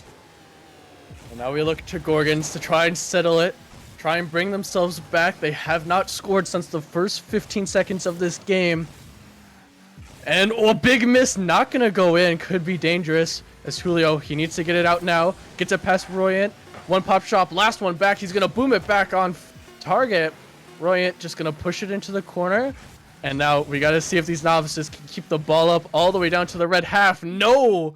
And the first game goes to Acceleration. And like you said, great bounce back from Acceleration. Giving up the early goal can often be a death sentence for teams, but they just slowly kept the pressure going and brought it back and didn't even give up a single shot from the first 15 seconds. Gorgon's left with 1 shot for the entire game. And that's some great offensive and midfield control there from Acceleration. And man, just an amazing showing from them so far. As, Fushishiro is the sub-in, am I right? It's Royant. Royant's the sub. Royant's the sub-in? No! Okay, he doesn't look like it. He really doesn't. Sure Wow, he's really been getting those passes and those shots off, assisting one goal and getting the other. Absolute beast on the offensive side, and we haven't even need to see him on the defense yet. And if you go to Gorgons, they got to get out of their own half. They scored that first goal in the first 15 seconds, and nothing else there, Fishy. Yeah, they've shown a couple of flashes. I think we saw Donis Julio do it like a double tap or something in the opponent's half, which those mechanics can't do too much if you don't have any pressure on the opponent's half. So I'd like to see the Gorgons players rotate in behind each other, try and follow up on their touches, and we'll see what happens then. Yeah, and it looks like we're gonna pause it a little bit here as you guys get a little bit more of a look at me. You're welcome. And Yeah, just acceleration. They did great. What? Okay, I'm talking to Squirrel, our man behind the stream. Squirrel, tell me what's good.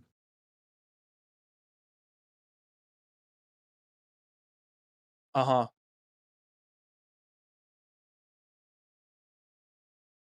Okay. Okay. So, listening from my very important backhand. Squirrel, please correct me if I get anything wrong. But basically, what I'm hearing is Acceleration did not say that they're going to play with Royant this game.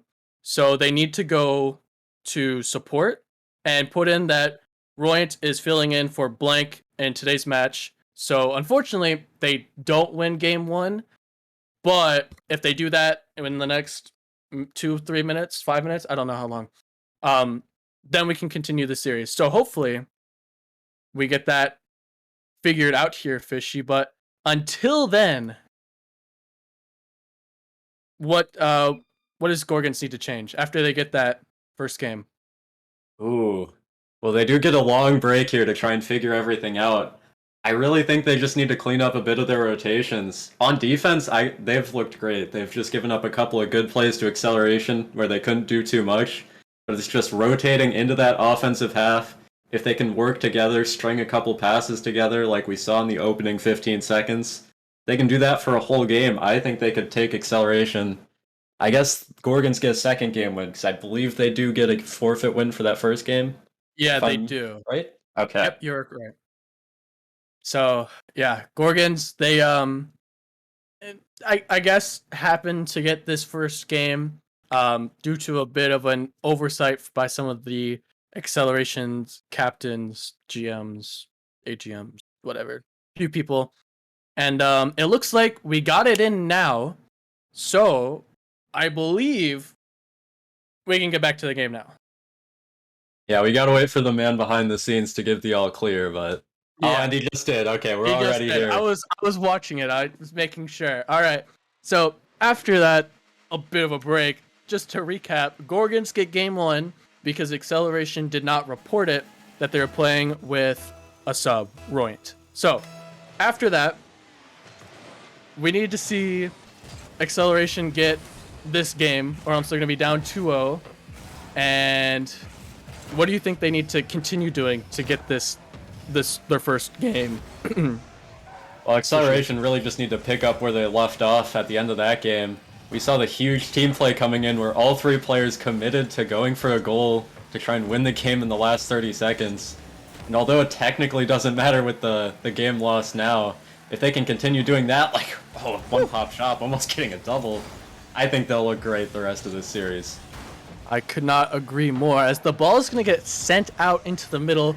Fortunately, no Acceleration player available to get it, but if Fushiguro gets it off the post, Royant is there, and he's going to slot it bottom left, like you said, picking up where they left off with an early goal here within the first minute.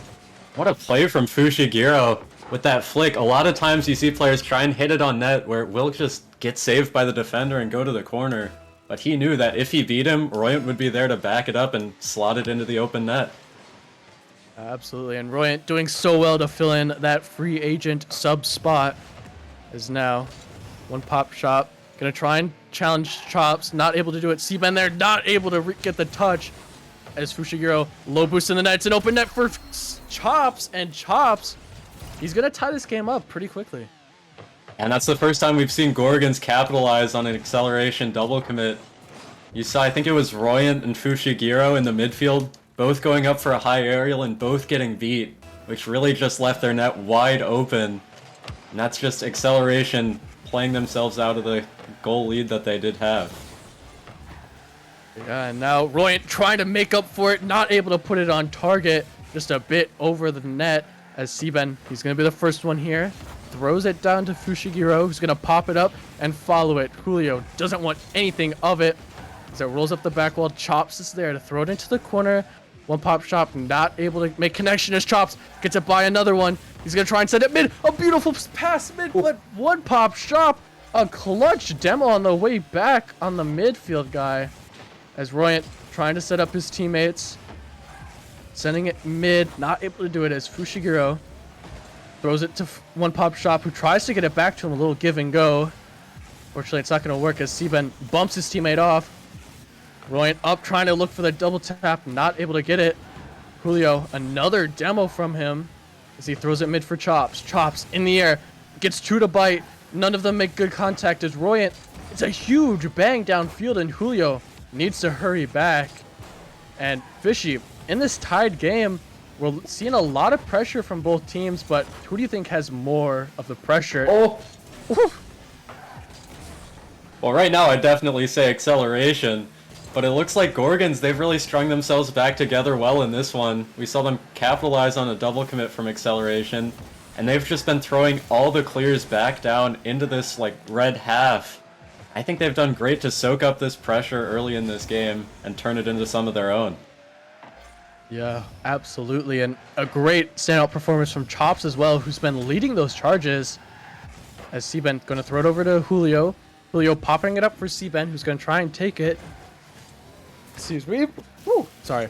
And Royan going to make a big save and follow his touch all the way down to the green half. Gets a big dunk into the corner. An unfortunate 50 there, but it's going to go all the way back. Fushiguro trying to 50 Seben. Neither of them connect with it. It's Fushiguro sending it out to Royan. Oh my gosh. It's Fushiguro. Royan, thank you. It's a hard name. Chops sends it up. He's looking for the double tap. He's going to hit it. Just a bit off. As Seben, they're trying to clean it up, but Royan able to save it away. Chops sending it mid for his teammates, and Julio respawns. So they try to break out into this red half. Seben looking for Chops. Chops sending it mid. No, a shot on it. It's going to go by Fushiro. And Seben able to pick it up and score. What a touch from Chops. You see Fushiguro, I don't know if he even saw him, just left completely stranded in the net. And Seben was there to pick it up. And it looks like Gorgons, the pressure that they had early in this game, it's paying off. Sure is paying off as now they get their second lead of this series. They had the one at the beginning of the first game. It's Fushiguro. A big demo onto Seben. Royant throwing it up the back wall. Chops able to collect. Throwing it out mid, a little dangerous, but nobody from Acceleration wants to go. As Royant's going to cut off Julio. Fushiguro going to kill Seben. Julio sending it out mid, one pop shot, able to pop it up. Royant, a little bit of a side flip, but he's going to stick with it. It's still dangerous in front of this green net. And Julio able to get it by all the way down the field on his own. As Royant pops it up, Seben there. Gets caught down by Fushiguro. Big stop. One pop shot, gets a 50. Fushiguro taking it down, cleaning up for his teammate. Again, another big touch into the corner. And a 50 that finally doesn't go his way. And two that goes for Julio's way as he tries to go the opposite direction. 20 seconds remaining. One pop shot sending it up mid. Chops is there. Can't get the shot on target and none of his teammates available in the midfield. Fushiguro not able to get it out. But Royant is. And he gets to buy another. And that's going to tie this game up. A huge comeback in the last few seconds. And what a solo play from Royant out of his own defensive half. Beating all three defenders along the way. Oh, I don't know. That was a bit of a ghost touch from Chops on the line. I thought he had it, but it snuck its way across the line to tie it up. A bit of a ghost touch, but now they can still win this in regulation. Fushiguro there, but Chops off the backboard. Seben's gonna beat the offenseman there. Royant keeping it up. One pop shot, also keeping it up. Seben, he's had enough. He's gonna put it back down. And now we go to overtime. Fishy, who do you think is going to take this overtime? Now, I'm seeing a lot of demos coming out from Acceleration, and you know how much I love demos. So I think I'll give them the edge in the overtime here, because they can be such a great tool if you just need one goal to just take out the last defender and just shove it into the net, power it through. It may not be the most clean way of playing, but I love to see it from Acceleration. Oh, you're a rat for those demos. And oh! Seben making a big stop there off the backboard as Fushiguro gonna try and clean it up in his corner. Can't get the touch. Chops there. He got it by one, but Royant able to pick it up. Seben popping it up for his teammates. Julio not able to connect. Chops. He backflips out of the way of one pop shot. He's gonna put it on target. Goes up and over. Royant up. Sending it mid for Fushiguro, who's there. Chops again not able to get it as Seben He's going to throw it into the corner. Ball still dangerous. Fushiguro going to get one touch. Gets faked up by Seaben. Seaben has it on top. Can't get it past Royant. And now Chops. Throwing it back into the corner. Fushiguro into that same corner. It's a battle in this corner as Fushiguro is going to win it and send it to the opposite side of the field. Ben getting one touch but not able to follow it. Fushiguro sending it mid, but nobody on acceleration able to pick it up as Royant off the wall drops down in front of Julio, who's up in the air, gets absolutely dusted by one pop shot. He's going to stick with it. A big 50 not going his way. Julio's there, not able to capitalize as a big bump from Fushiguro. And Royant not going to go and clear it out as Julio keeps this dangerous and alive again in front. And the pressure mounting for this Gorgons offense. It's just a matter of time. And here it is. They call me the prediction, and I just call it again. They do it right on time there. And it really was just shot after shot going at Acceleration's net. And Royant not left in the best position because he had to save the previous shot. So really great continuous pressure there from Gorgons to close it out. And they'll put Acceleration on match point despite Acceleration looking really good this whole series. Yeah, they've looked really good. You know, putting Gorgons to an overtime in game 2. You know, they had chances in the beginning of the overtime, but once Gorgons got it onto the offensive half, it was just a matter of time before they scored. Yeah, every time Gorgons get it on Acceleration's half, although it seems few and far between sometimes, they seem to keep it there. They don't lose a 50 as soon as they're on the offense. So I think if they just, I don't know, keep playing offense, maybe they'll do better.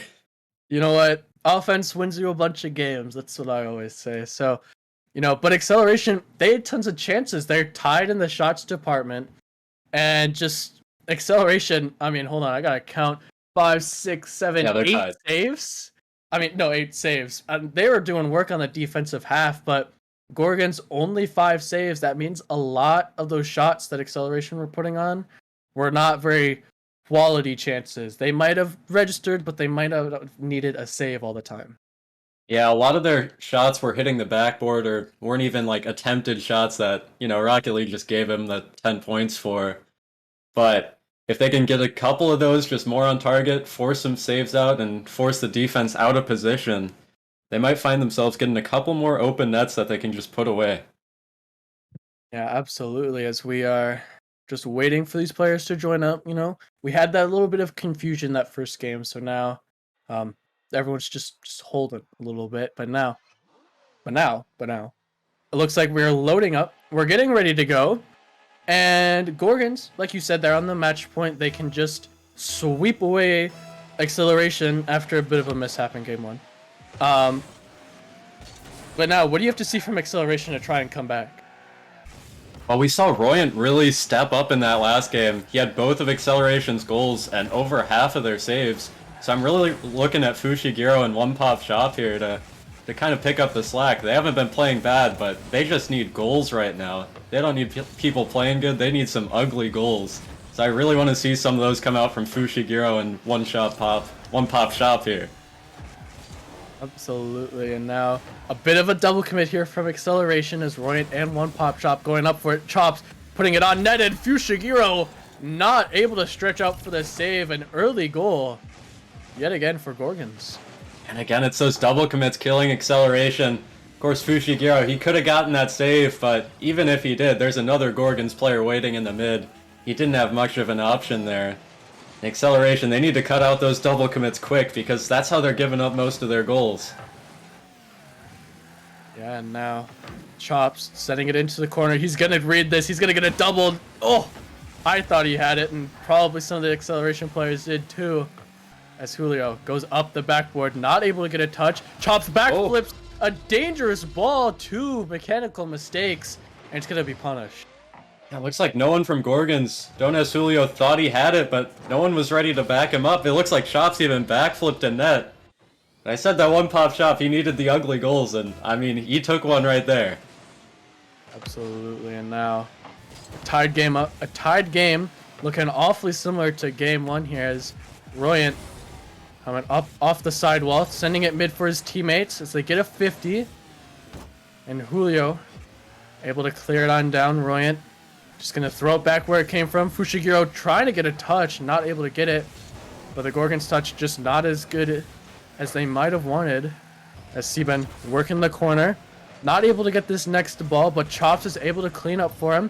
Again, working the same corner, sends it out mid. A double commit from Gorgons. Staying dangerous, one pop shot. Clears it out long. Chops there, gets absolutely dunked by one pop. As it rolls up the wall. Royant there, sending it off to the back wall. Another double commit from Gorgons as Fushiguro. Oh, a beautiful save from Siben, screaming across the net. It's one pop shot, trying to regroup, re-rally this team. As Royant keeping it in the offensive half, but not for very long. As it gets cleared out, Fushiguro, a big save in his own corner. Siben passing it out to Chops. Siben popping it up, gets it over one back, and nobody from Gorgon's ready to follow up. Fishy, we've seen so much pressure here from Gorgons, but just not able to break through. What? Do you know? Never mind. Scratch it. That question's irrelevant now. One pop shot, he's gonna just score another goal. And it's these high floaters in Gorgon's half. They just can't seem to deal with them. All three players looked like they jumped for it, but no one could make contact. One pop shot really stepping up here when they need him most, with 2 goals to put his team ahead. 2 important goals. Gonna reiterate this once again. They are up against match point as Fushiguro trying to get another one, give himself and his team a 2-goal buffer. As he's gonna go all the way down to the red half. Quickly boomed back off the backboard. One pop shot, not able to finish it as Siben up the wall. Fushigiro's just gonna let him clear it out. Julio up in the air. That's a dangerous shot. One pop shot, awkward. As Fushiguro, he's gonna be able to help out his teammate. The ball's still dangerous, and Chops, he's gonna be able to clean up for his team. It looks like that's what Chops always does. He's always there to clean it up. After the small double commit from acceleration with Fushiguro having to come in with the save, both defenders left awkward in the net, and Chops was just there to clean it up. Yeah, you know, you should change his name to the Garbage Man the way he's cleaning this up. As one pop shot, gonna drop it down. Royant not able to beat out the defender from Gorgons as Chops gonna dunk the acceleration player in the midfield. One pop shot, throwing it off to the wall. Royant taking it up the wall. He's gonna beat Julio, gets it by 1. Fushiguro gets a 50 against Siben, a dangerous 50 there. His last one back. Royant passing it over to Fushiguro, sending it mid. Royant, he's on top of the ball like crazy right now. Not able to get removed off it as Chops finding an opening where Royant isn't on it to clear it. And a bit of a pass out mid from Siben and his teammate. As a big double commit, and neither of them hit it. Seemed like a bit of a miscommunication there. Yeah, a bit of a miscommunication, bit of a miss from both of them.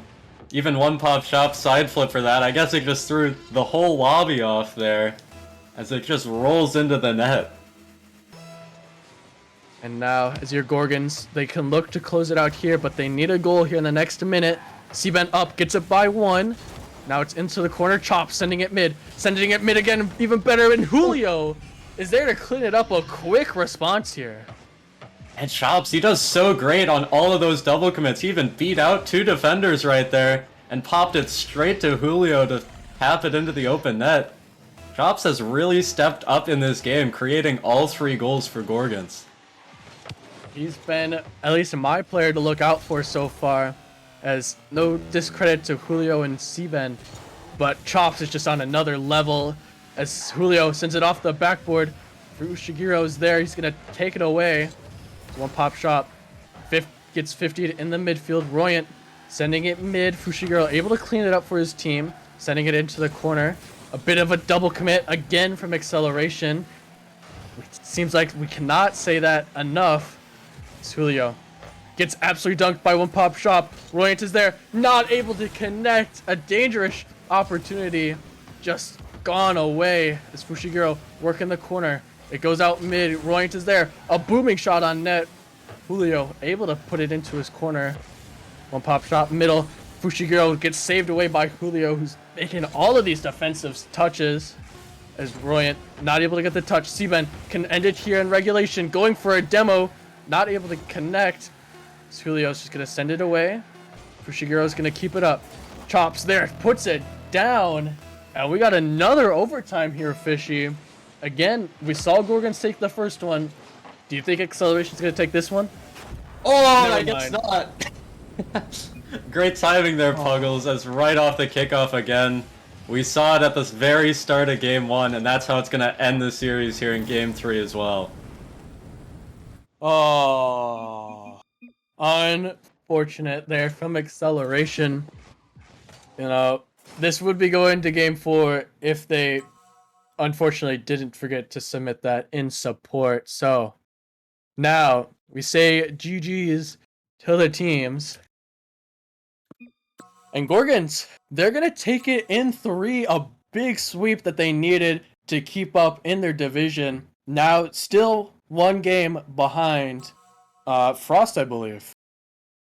Yeah, they stay only 1 game behind Frost, which is great for their play-in chances, trying to move into those automatic playoff spots where they could get an extra life. But this Acceleration roster as well, even with that loss, they're sitting in a play-in spot. And who knows, if they have their full roster, again, they were playing with a sub up here, they could look a lot different. Yeah, you know, we did not get a full taste of what they're like, but they definitely performed well, especially Royant. I would be really excited to see him get onto a team. I definitely think he deserves it after a performance like this. And now, For sure. I think that's it for the rest of the night here, Fishy. Yeah, I think we're ready to close it out here. We had 2 very long matches for the first 2, so it's a bit later than I know we're all used to here. Yeah, absolutely. 10 p.m. I think I'm ready to go to bed or play some 2s or 3s tonight. So, after we say all of that, we wish you, on myself, Fishy, and the rest of the staff here in Nemesis, that you make sure you join, and then also that you have a good night. And we will see you guys on Wednesday at around 8 Eastern, 9 East, 8, 8, 8:30 8 Eastern. 8 Eastern.